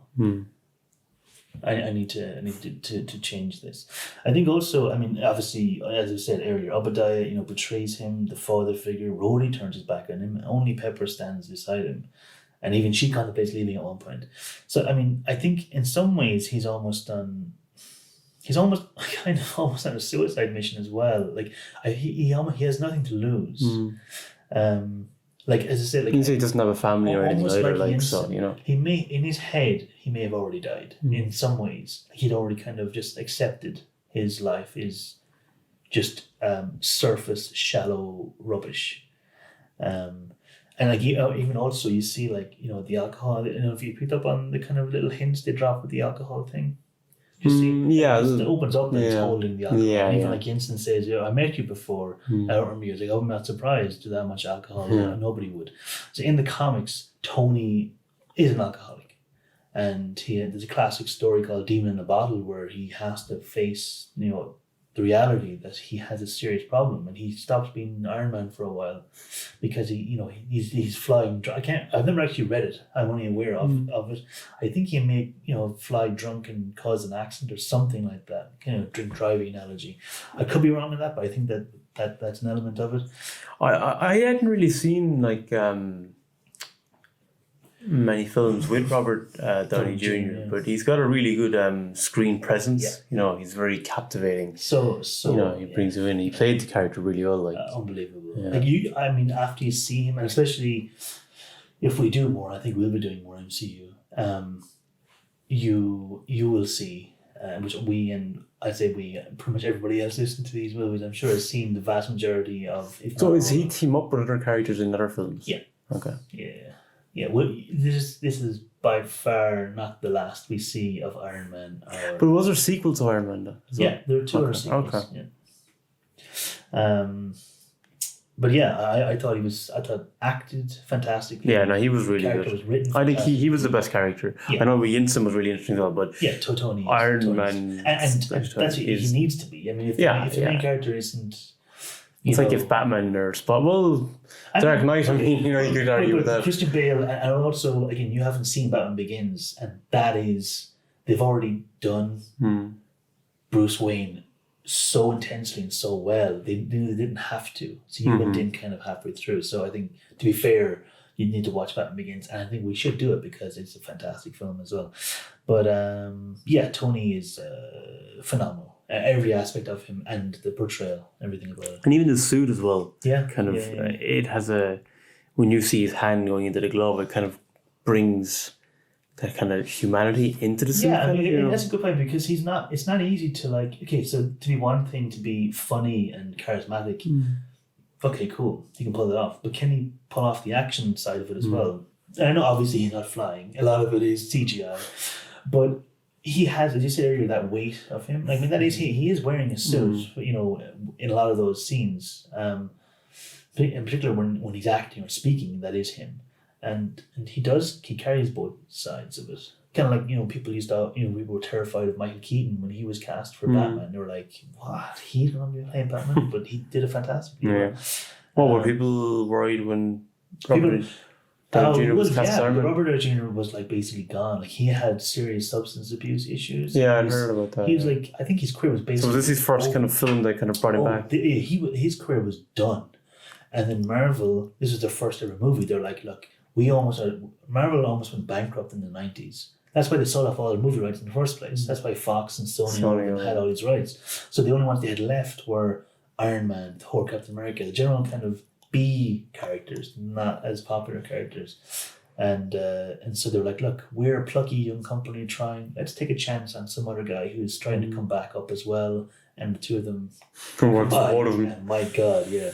Did they? Actually, they were glad they made that decision. Yes. I think he's glad they made the decision. I think it just worked out perfectly for all parties, including us, the audience, because we got a great movie out of it. Black Panther. The final curtain. Okay, so there's like 100 characters, but M'Baku. Which one's in back? M'Baku is the head of the gorilla tribe. He lives in the mountains. Oh yes, okay. Did you have stuff on him? I didn't, because there was only, I don't think there was so many. Okay, but throw in what you have. You know the character. Okay, so he's a traditionalist, in that he greatly respects the traditions of the Wakandan people, the tribes. He partakes in the ceremony, and even afterwards when Eric beats T'Challa and they're like, he murdered him, and he's like, well, was it in ritual combat? Yeah, it was. Well, then he didn't. I loved that. Yeah, to the mother. And then he says as well, so Black Panther says like about it's only important for us that we don't let Eric be the leader. He's like, no lord has ever come to me for centuries, and now all of a sudden it's us. You need help, and now it's us. I thought that was great. It was a great line, and it's a theme that runs through the whole movie. But he is one of many characters that call Wakanda out on their bullshit. I was glad. I said I loved when they did that though about what was the combat. How can it be murder? That was great. And I think because so often the audience and an audience member, you're sitting on, we're like, oh God, this is so, he would not stand for that. And he doesn't. I love the fact that he doesn't. I think the writers and director really made great decisions with these characters. They're all very strong-willed, and they say what they're not just passive characters. Yeah. They all kind of, when they're on screen, something they're with substance to say, and they add something substantial to say. And obviously a great scene, the fight scene with T'Challa earlier as well. But yeah, as you said, he doesn't. Sorry, no, am I mixed? Oh yeah, I was in Baku. Sorry, yeah. And also he's very honorable as well. Like he when T'Challa asks him if his mother can stay, he's like, yes, no harm will come to her. Yeah. And this after the embarrassment of having losing to T'Challa just shortly beforehand. But he's honourable and respectful enough, and obviously saved T'Challa's life. Which child? T'Challa's life. Oh, sorry, the child's life. No, T'Challa's life. Sorry. Again, he could have just left him, but he brought him over to save his wife. And then of course, even though he rejects joining in the war, he eventually joins. I thought he was a great character, small character, but I really liked him. Yeah, he had some great moments. Those scenes were really good. Yeah. Claw? Yeah, actually was the one I had. There. Fantastic facial expressions. It's not surprising from me. Exactly, circus. Work on Gollum, and also he also played Caesar in the Planet of the Apes movies as well. Yeah, and he played Kong in King Kong, Peter Jackson King Kong. Didn't know that. Yeah. He just comes across as really kind of unhinged, a bit of like an extreme Bigby a little bit at times. Bigby from Trainspotting, for those of you who aren't sure. I can see that Bigby, but a bit of Joker as well. Yeah, like when he loves that last guy in the gallery, and he's like, you can go, I don't want to kill all of you, and then he just lets go and then bang.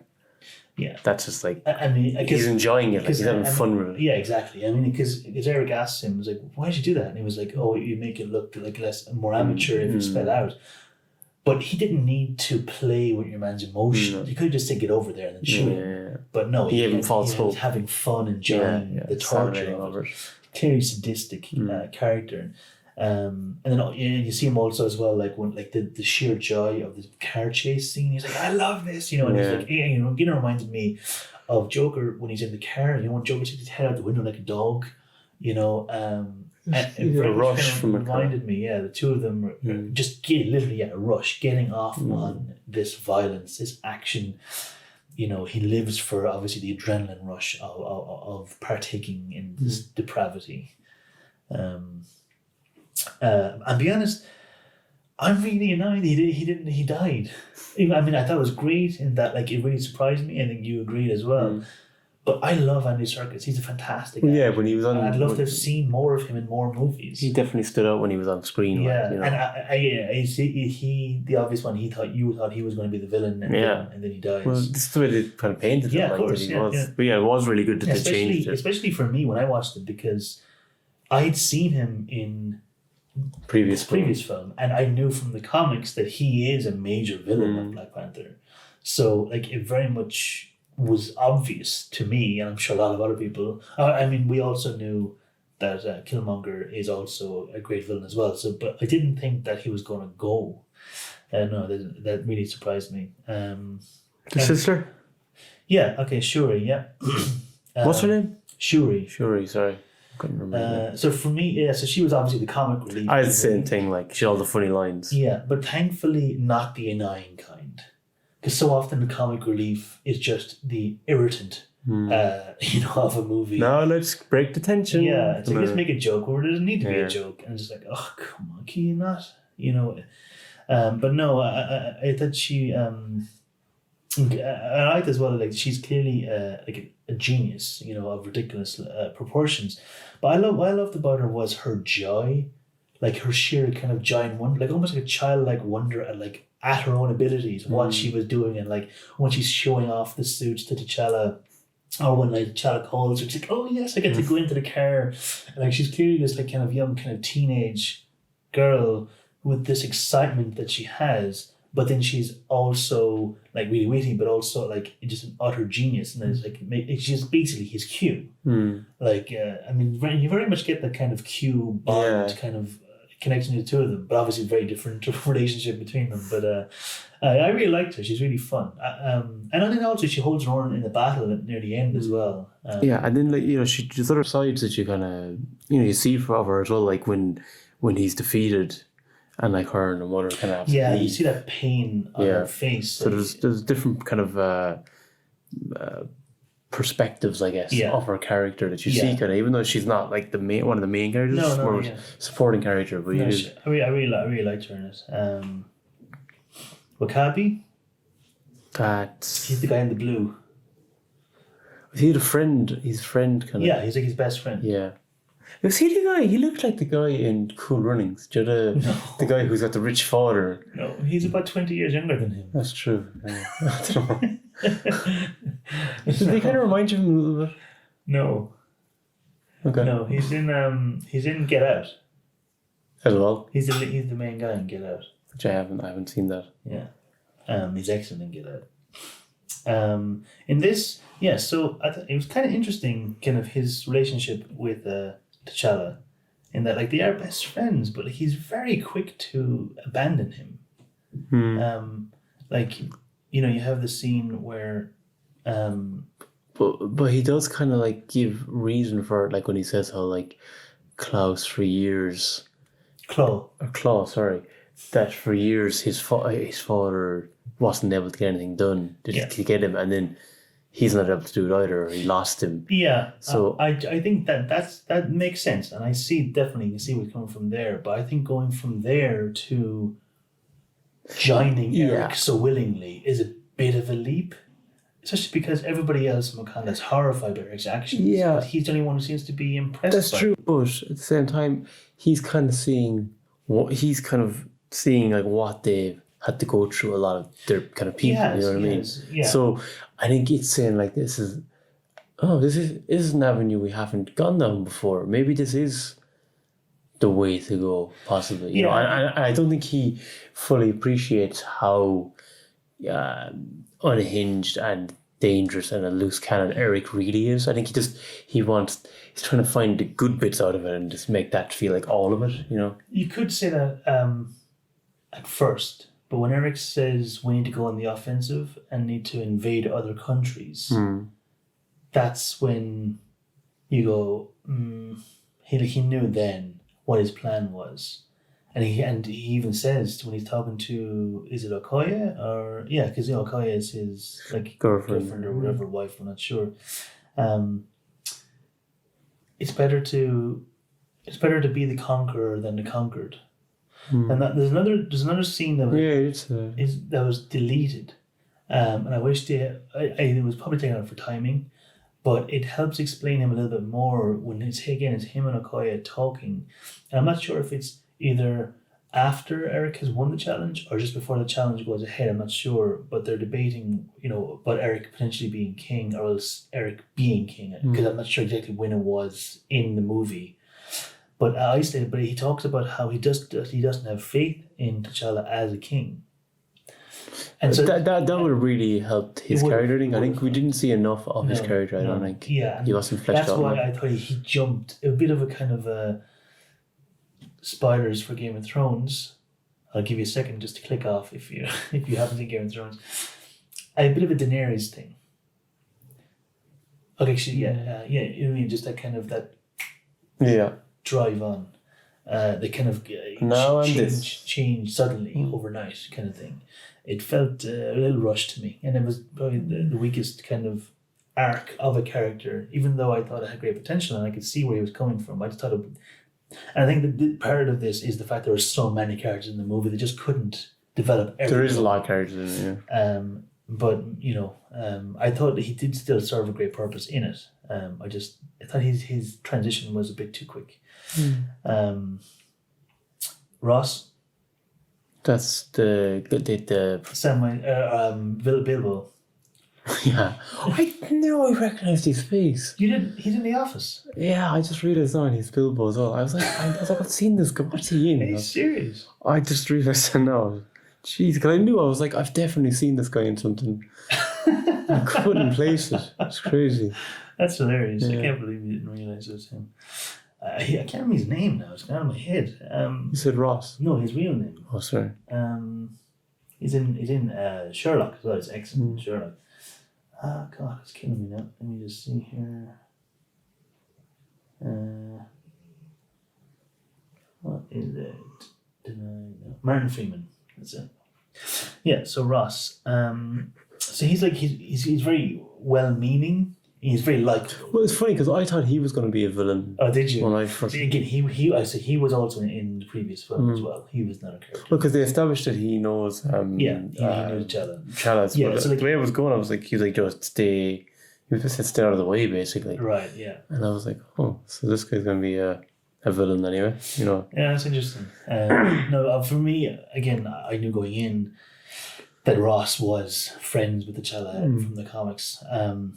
But you can see definitely great respect that he has for T'Challa and vice versa T'Challa has for him. Well, I think he's a representation of what T'Challa wants things to be, but also what T'Challa wants things to be, where he doesn't want to, he wants there to be, peace among people and kind of a respect, and the kind of... He does, but T'Challa makes a massive... obviously after, and this is a great moment for Ross, when he dives in front of the bullet for Nakia to save her. Yeah. That showed exactly kind of who he is, as a person. Yeah.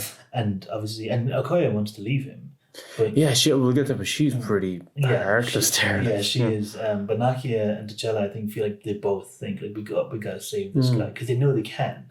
Mm-hmm. And he's literally just given his life to save one of their people.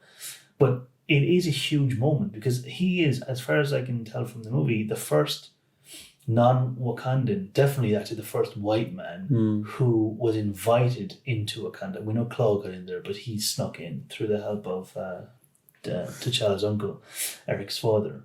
Earlier, we know that that story. But he's the first one that's invited in, and that's a huge moment for Wakanda in general. And it's a decision that they didn't take lightly. Yeah. So that showed kind of the fact that T'Challa was willing to kind of start bending the traditional way of Wakanda there. Which makes sense because he's told, I don't know if we're going on to here, but he's told kind of to not be defined by previous rulers and find your own way. Yeah, so again, he's kind of tweaking things. Yes. But that said, all of that said, and I like Ross, he, a little bit like Rhodey, if you took him out, would the story collapse? I think he, like the sister, is a bit of comic relief as well. He has kind of humorous lines. Well. He does bring some humour as well. But I'm just saying, literally structurally regarding the story.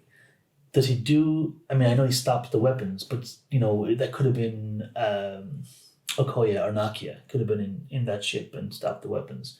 I liked it. I mean, I'm not saying I didn't like it. I think I love Martin Freeman. He's an excellent actor, and I thought he was really good in the film. Just when the film is this jam-packed and you're trying to develop characters as much as possible, you have to be ruthless. Like what do they always say? Kill your favorites. Unless you do 2 films. Well, that's it. And the second one literally was announced tonight. Well, I think they already done it, but they announced kind of a new graphic. Now, I'll go into it in a little bit because you probably don't even know yet. But I'll go. It makes sense in a minute what I'm going to say. Everybody else probably knows what I'm about to say, but maybe not. But yeah, I like Ross, but I again not as much as Rhodey. But I thought maybe he could have been removed, and the film would not have lost. I mean, certainly structurally, he would have lost from his presence because he's a great actor and great humor. But I think it would have lost. It wouldn't have lost structurally from it. Okoye? Yeah, as I said, heartless. Yeah, she is like she's out. Joshi reminds she's like a Klingon. Yeah. Well, what I really liked was that she was still willing to work under Eric's rule. Yeah. Because that's the way the law is. She's 100%, yes, the way. Even though she was heartbroken by I'm sure what loves happened. T'Challa as a friend. Yeah. And I'm sure loves Shuri and her mother and everyone.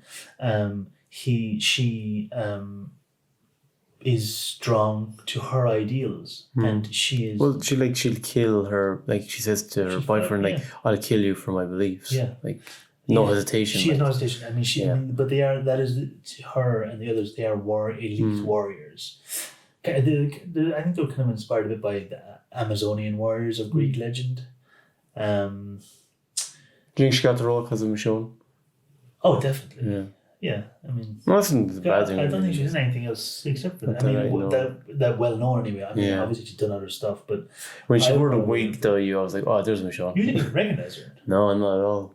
But when she wore the wig, I was like, "Oh, okay, Michonne." I know. Yeah.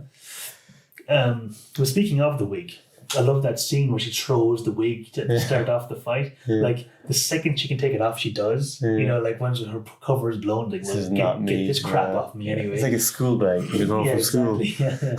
But I think also as well, like she has her kind of the tattoos on her head. I think they probably have a cultural significance, and she's having to cover up herself, who she is, to fit in with this society. And that's something she enjoys doing. I think there's definitely an allegory there for how black women have often had to kind of like wear wigs, or they often straighten their hair because if they ever wear hair natural, like an afro, people would say it's messy or unkempt, or and they've had to deal with that. And obviously, this is directed by black people. They know culturally, some of the social issues they've faced. I think that's why Marvel do stuff like hiring people of a culture to write a character accurately. And it shows here, even though obviously we're both white guys from Ireland and not exactly, very much in the know of either African culture or American culture, just from like movies and TVs. Fresh Prince.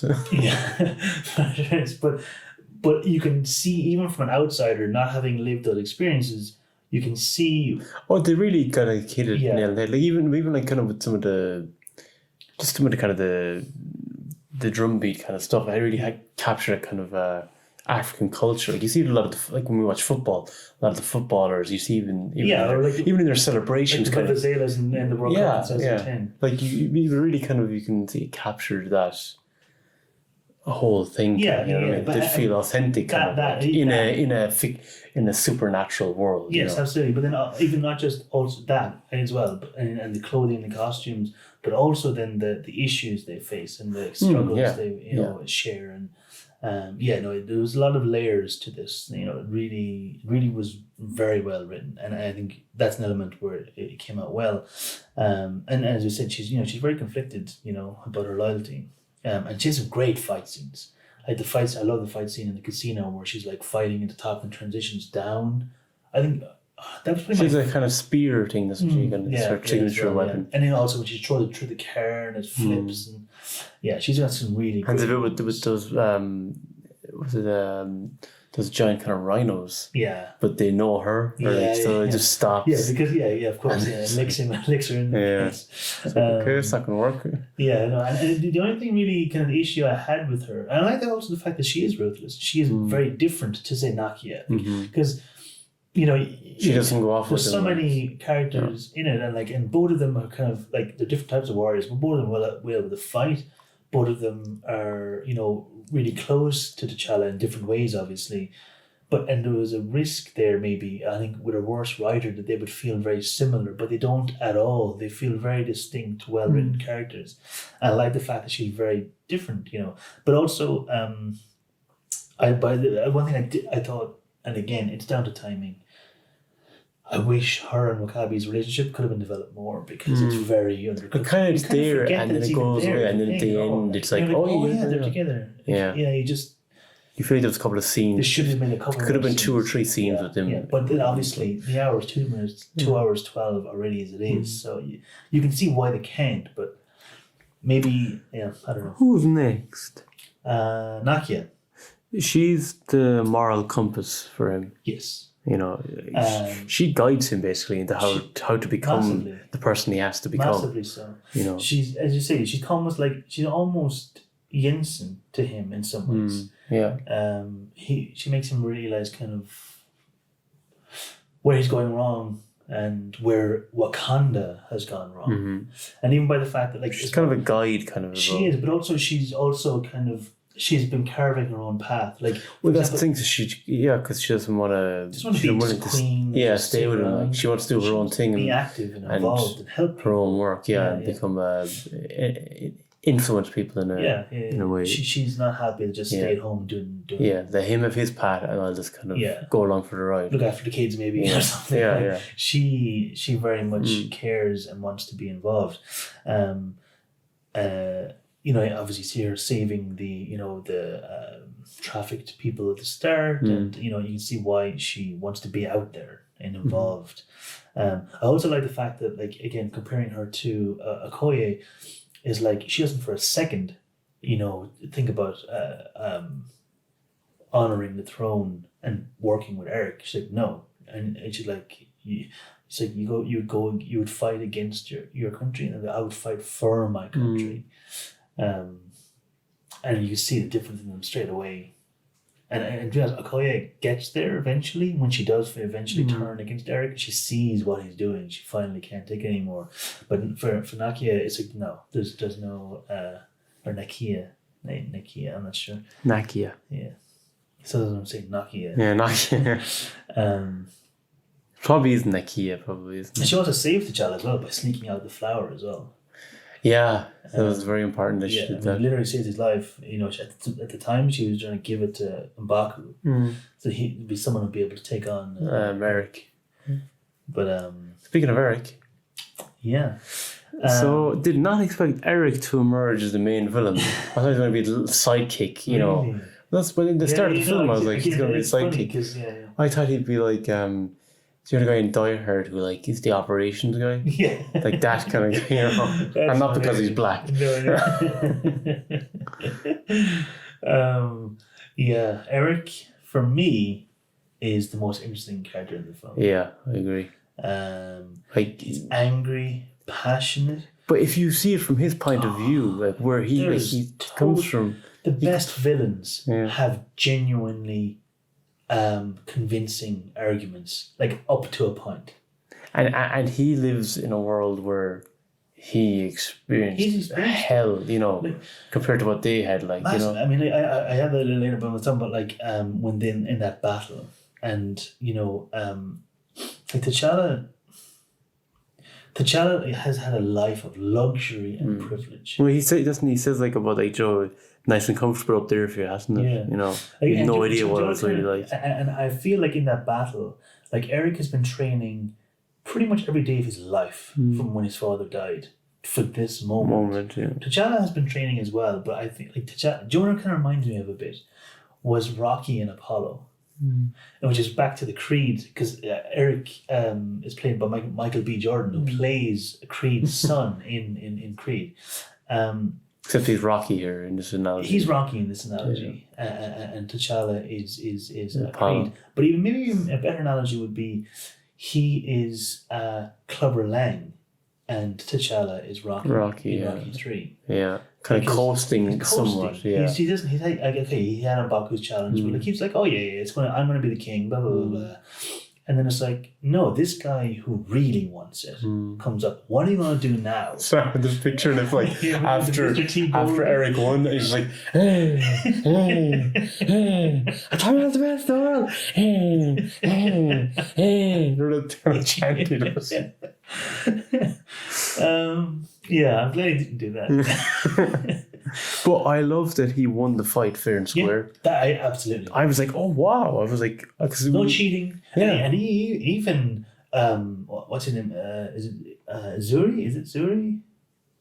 Tries to interfere. Yeah, Zuri comes in against the rules, saves T'Challa's life, and he kills Zuri. And I think justifiably so. Like, you don't get involved in this. Yeah. Like, this is a battle between two people by law, and you're jumping in.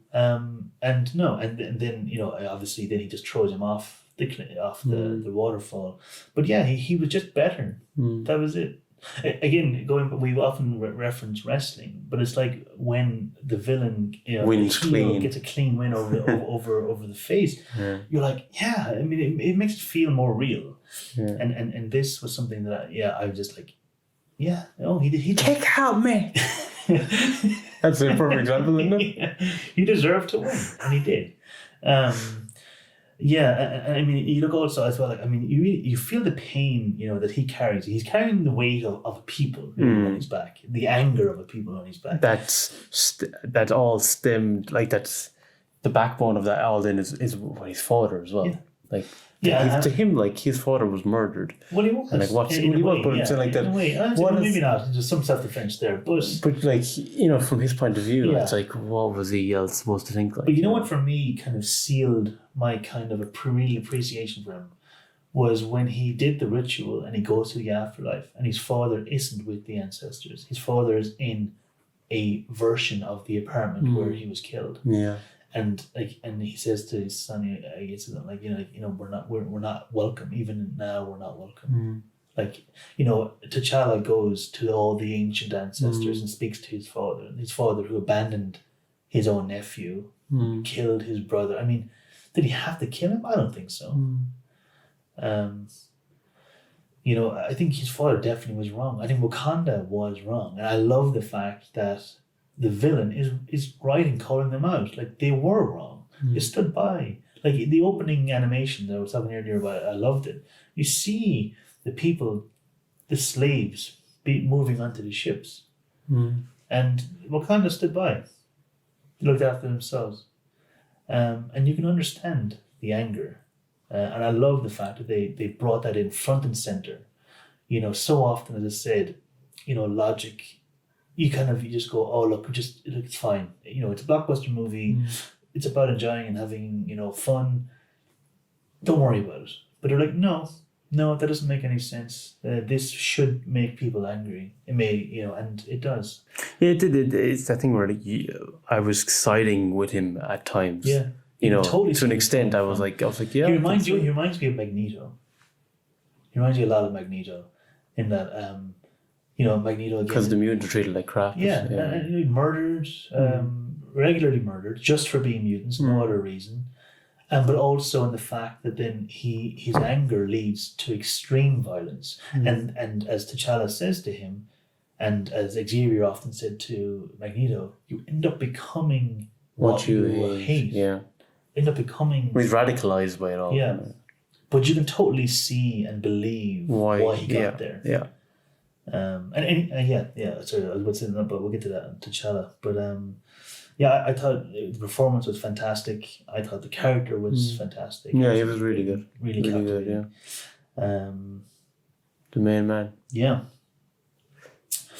So for me, I feel like there's like guilt and pressure to follow his father. Yeah. Guilt in that, like, his father died on his watch, kind of. Because he says, like, you couldn't even protect your father, so how are you supposed to rule? Yeah, and again, if you've seen Civil War, which you're supposed to have had, you see that death. Okay. and it's, you feel his pain. So we very much know. But I suppose this is a proof that you didn't need to have seen it to get that weight, which is great. Because I was a little conscious of maybe ruining this for you by throwing you in at the deep end. I don't know what 15 movies into the MCU story, but I felt it was pretty self-contained. But anyway, go on. Well, I think like death. He's trying to deal with death is a big thing for him as well, because he's when he talks to his father, he's like, I'm not ready. I was like, I'm not ready, father. I'm not ready to be without you. Yeah. So it's kind of that moving on, and again, it comes back to what Nakia says about like, you can't keep looking back at previous rulers. You got to find your own way. Yeah, she says that, but he doesn't for a while. No. Even he starts questioning, like, for example, by bringing Ross to Wakanda. But like the one for me that really kind of, like he's very black and white, I think, and then Eric starts presenting a lot of grey questions, and he doesn't have an answer for them. And I think where he's very much his father's son, when Eric arrives and Eric says, "Ask me my name," and he turns his back, he walks away, and he orders his guards to take him out. He knows who Eric is. He knows he's his first cousin, his uncle's son. He knows he's very much entitled to challenge and very much entitled to be there. He's Wakandan, and he doesn't. He turns it back like his father did. And that is a very human moment. It was a moment of utter weakness. And Eric is totally right in being angry again at that. Now, I think Eric takes his anger to a place that we wouldn't agree with, but you very much see why he's angry. And again, Wakanda is literally turning its back on him. And we see how he's different, Eric, in that like, he does spare the life of the guy he has the first duel with. Oh, M'Baku. Yeah, that like. Yeah. I'm not saying that T'Challa's a villain. I know you're not. I think he's. I'm just kind of. Okay, it's kind of. I guess just commenting on other areas of the character where he's different to Eric, and also that like he takes Eric to see. When they're up on the mountain, because he said his father promised him. Yeah, he could see it. It's a beautiful. So it's like, because I don't think, because he's his family, like, so he doesn't. He hates the situation more than he hates Eric, and a part of him can see why Eric is so. I think that's why. Yeah. Yeah, I think that is part. I mean, like, because he tells his father he was wrong. He does. He confronts him and tells him that, but he still is unsure himself of how to take steps, and it's a great example of a character that's unsure, that's making poor decisions, but for the wrong decisions, for the wrong reasons as well. Like, and he has to get the courage, as Nakia says to him, to be his own man, and even his father says to him, "Like, you're a good man, almost too good. It's hard to be a king and a good man." And that has to be ruthless. Very much sets up the whole movie, that T'Challa is in some ways too good. He's very pure of a character, even though I do think that he had a moment of extreme weakness when he turned his back on Eric. He should have spoken his name, because he didn't need to know his name, but he knew that he was. And you could see kind of why he wants Nakia to be there with him as well, because like he's after losing his father, so he doesn't want to lose someone else that's close to him, and that again is another kind of very human kind of reaction of the situation that he's finding himself in. Yeah, and you see like when after defeating Eric and becoming Black Panther again and becoming the king again, you see the impact that Eric had on him. In that I think he's the catalyst, even though I know Nakia, I'm sure, no, because he even surprises her with the revelation. I think that's very much inspired by Eric, where he goes to, obviously inspired by his uncle and Eric, he goes to the building where their uncle died. He buys that building and he turns that in from a symbol of the weakness of Wakanda into this future strength of Wakanda and its outreach. Yeah, that was cool. And the child at the end was clearly, he could be a future Eric. And he wants to stop that happening to more black children, to more vulnerable children. And that's obviously his great tribute to Eric. And you see that, it's not stated, but I think it's clear that is a tribute to Eric. In that he and as I said, he asked those great questions, and this is his answer to one of those questions. And the answer is yes, you're right on some things. I love it when a blockbuster movie has intelligent things to say as well, and really kind of it makes you think. Yeah, definitely. Because you can have excellent blockbuster movies and not have that, and that's totally fine. You don't have to be, ask philosophical or moral questions in order to be a good movie. But when you can do both, then I'm all for it. I think it's Mia T'Challa. I think he was a great character. I really enjoyed him. As I said, I like the fact that he has real weakness and moments of fragility, even though he's obviously so strong and able to fight. But his character, mental fragility. It's not for him, I think. Yeah. Now, obviously, still, I think he's too nice to, and not that nice is bad, but like, is it to be a ruler? It has to be a ruthless streak in you, like he was with his brother. He had to make a difficult decision, and he did it. Now, this year there was also real world tragedy. You haven't seen him, the Black Panther, so maybe you weren't aware, didn't pay attention. But the actor, he passed away tragically of cancer, and obviously it's a massive loss in every way. But he inspired a lot of people through this movie. But just from a selfish standpoint, I feel terrible, as well as obviously for the loss that he is, the loss of that he won't be able to play the character. More characters. Now they literally announced tonight, as a recording, recording tonight, they announced that the Black Panther 2 is definitely going ahead. This is an exclusive. But is there anybody who has Twitter? And they won't hear it until Friday. But they've said that they're not going to recast. Okay. They'll move on with Black Panther and Wakanda. Someone else will be the ruler. A lot of people think that Shuri might take over, because in the comics she does. She does take over. Sister, is it? Yeah. Which she's very much. I don't think she was being set up in any way for that. So it'd be interesting to see how they do it and how her character changes or evolves. If it is her, maybe somebody else becomes. It'd be cool if it was like M'Baku or something. I think that'd be really cool as well. But I do think it would be cool if Shuri takes over. I think it's the obvious choice. And the fact that there is precedence in the comics as well. People can't complain and go, "Oh, you're casting a woman just because whatever." It literally was done in the comics.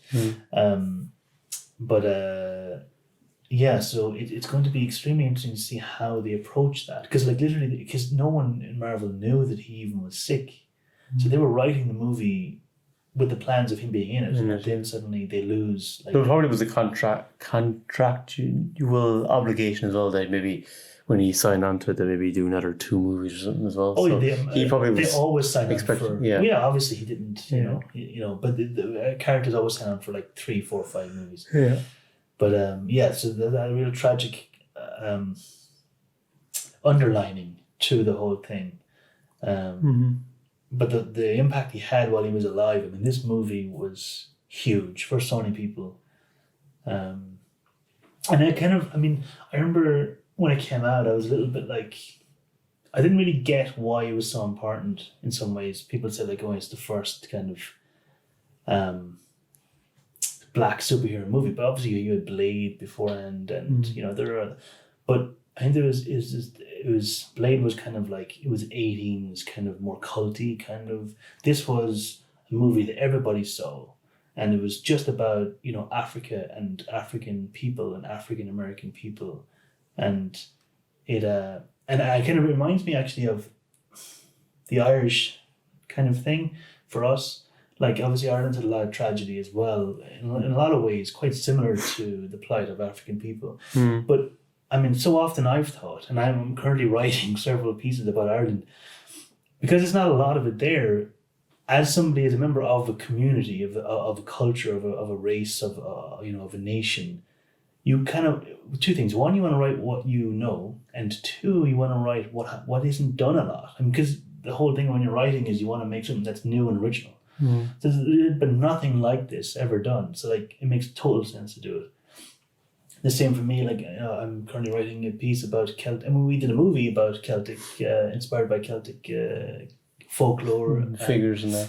And because you don't see them, so it's interesting to do it. And obviously, if you're part of a culture, you're going to want to do it. So I think I understand it more now. And I think when I kind of think of where my brain goes when I want to create art, is always like drawing on my cultural history. So it makes perfect sense, really. But yeah, okay. On that, I think we're ready to vote. Character vote. This is tough. This is tough. I think that Tony and Pepper are the real standouts, and Jensen are the real standouts in Iron Man. I think Tony is clearly the best character in Iron Man. I think Black Panther has so many characters, and almost all of them are really good. I think Eric is without doubt one of the best villains in the MCU. I would say, along with Thanos and Loki, he's in the top 3 of best villains of any Marvel movie. I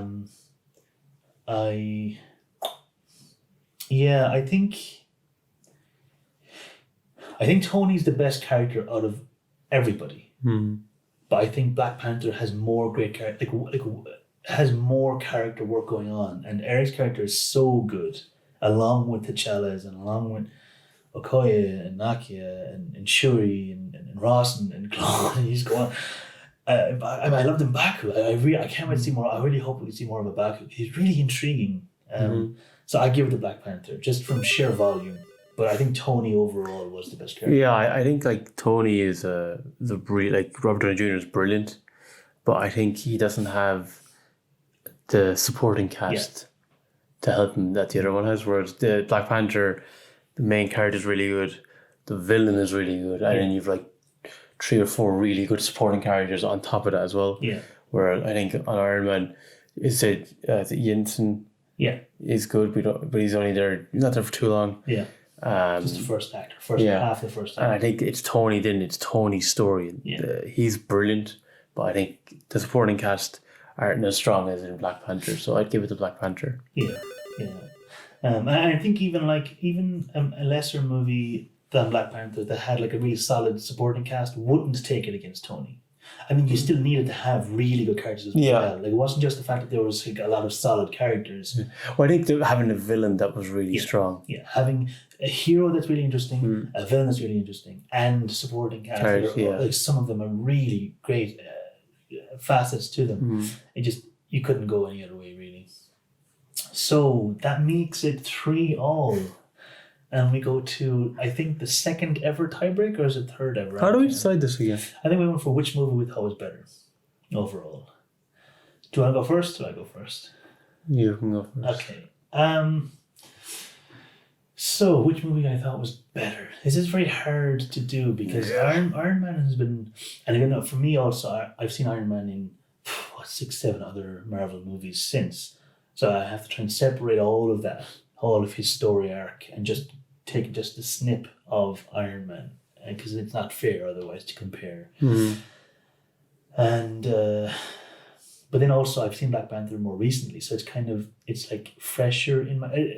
I don't know more recently. I mean, I've seen it. I feel like less familiar with it, so it feels kind of more new to me.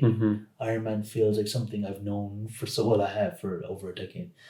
So it's kind of difficult, but if you ask me right now, which movie would I say is overall a better movie, I think I'd have to go with Black Panther. I just think it doesn't descend, it ascends as the movie goes on, and Iron Man descends in the third act. And because of that, overall, I think it's stronger, but it's very close.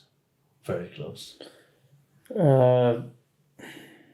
Yeah, probably go along the same sentiment. I think Black Panther has a solid foundation the whole way through. Yeah. Iron Man has it up to a point, and the final bit, That's when it lets it down. Like, I think it is a fantastic film up until that point. Up until Obadiah goes stupid, it's a phenomenal film, and then it's fine. But the start of it is so good. I would still call it an excellent film. Black Panther. But it's funny though, because you could ask me next week, and I could change. I find it's very close. Like, I remember beforehand, I was thinking before we started recording, I asked myself the question: if it was tiebreak, who are you going to pick? And I said Iron Man. That's what I said. That was my gut. But just in the discussion and kind of feeding off of your energy and my own thoughts that form. It's interesting because I voted for Iron Man on 2 of the 3 categories as well, so it kind of shows how close it really is. Absolutely. I mean, like, you're talking about like a flip of a coin almost for me. Yeah. Well, just not quite, just because the third act is so poor. Even though there are some elements in it I still like, but just overall, it's not up to scratch for the rest of the movie or the 3 acts of Black Panther. So Black Panther takes it by a hair. Penalty shootout. One of the closest we've ever had. Penalty shootout with a sudden death. Yeah. I really enjoyed that, seeing your reaction. You're dipping your toes into the MCU. I think it won't be the last time we dip in, but we might have to try and figure out a way of doing it, because it's hard for me to introduce you to movies where you have to have seen 9 or 10 other ones beforehand in order to see it. So I have a couple of ideas mulling. I won't reveal them just yet. I've tried to convince Liam to do them, maybe. So we'll see what happens. We'll be doing Marvel in some way in the future. That's without a doubt. And also, we won't tie ourselves just to the MCU either. We've got a few early Marvel movies on the list. I'll say just outright X-Men will feature. I mean, the original 2000 X-Men and 2001 Spider-Man will both feature. Was it 2002 Spider-Man, I think? Is it 2002? I thought 2001, because remember the original poster for Spider-Man and the web between the 2 towers. Maybe, yeah. But that was September, so maybe it makes sense. It probably was 2002. Early 2002 might have been advertised in 2001. Yeah, you're probably right. But yeah, I really enjoyed it. Did you enjoy it? Well, yeah, it's always cool to kind of go in blind. Yeah, blind on 2 films. Yeah. And then kind of... Did it surprise you? Because you've obviously avoided MCU for a reason. For some, obviously you just kind of never really draw. Yeah, it's never really drawn me in. So was there? You saw more. You see why it's popular now, maybe. Oh yeah, you can tell they're popular. Like I think like Iron Man had a fantastic title or central character. Yeah, that was really well done. And then I think Black Panther then had the commentary. I think was the strongest part of that. You know, and what it was saying. Yeah. So they both had elements that really worked. You know what I mean? Yeah, very much so. Yeah. Okay. So that's it for Iron Man versus Black Panther. But next week we are going into our Christmas season. And we're starting it off with 2 hilarious family favourites in our house. They are Larry is tremendous fun. Yes, that's right. We're doing Father Ted every episode. Liam, what are we doing? So it's National Lampoon's Christmas Vacation versus Bad Santa. I mean, they're a perfect match. I can't wait to dive into these. I actually haven't seen Bad Santa in about 3 or 4 years, and same for Christmas Vacation. It's been a while since I watched 2. As I said, these are 2 huge family favourites in our house. And I'm really looking forward to doing it again. Go back to a comedy, and even though Marvel always have elements of comedy in them, both of these, Marvel have a kind of more comedic ones than these. These 2 actually have less comedy than normal, I would say. But I'm looking forward to going back into comedy, because we've only done like 1 comedy so far, haven't we? We did Summer and Axford and Cable Guy. That's the only comedy we've done so far. So I'm enjoying. I'm looking forward to diving back into comedy and kind of the Christmas season. You know, I mean, it's what's the date? It's the 11th of October 11th of December when we're recording this. So it's time. It's not. That's one thing I was worried about when we're doing it. Was when we're watching Christmas movies in November, and I was like, we're going to be going too early into this. So looking forward to that. Next Friday.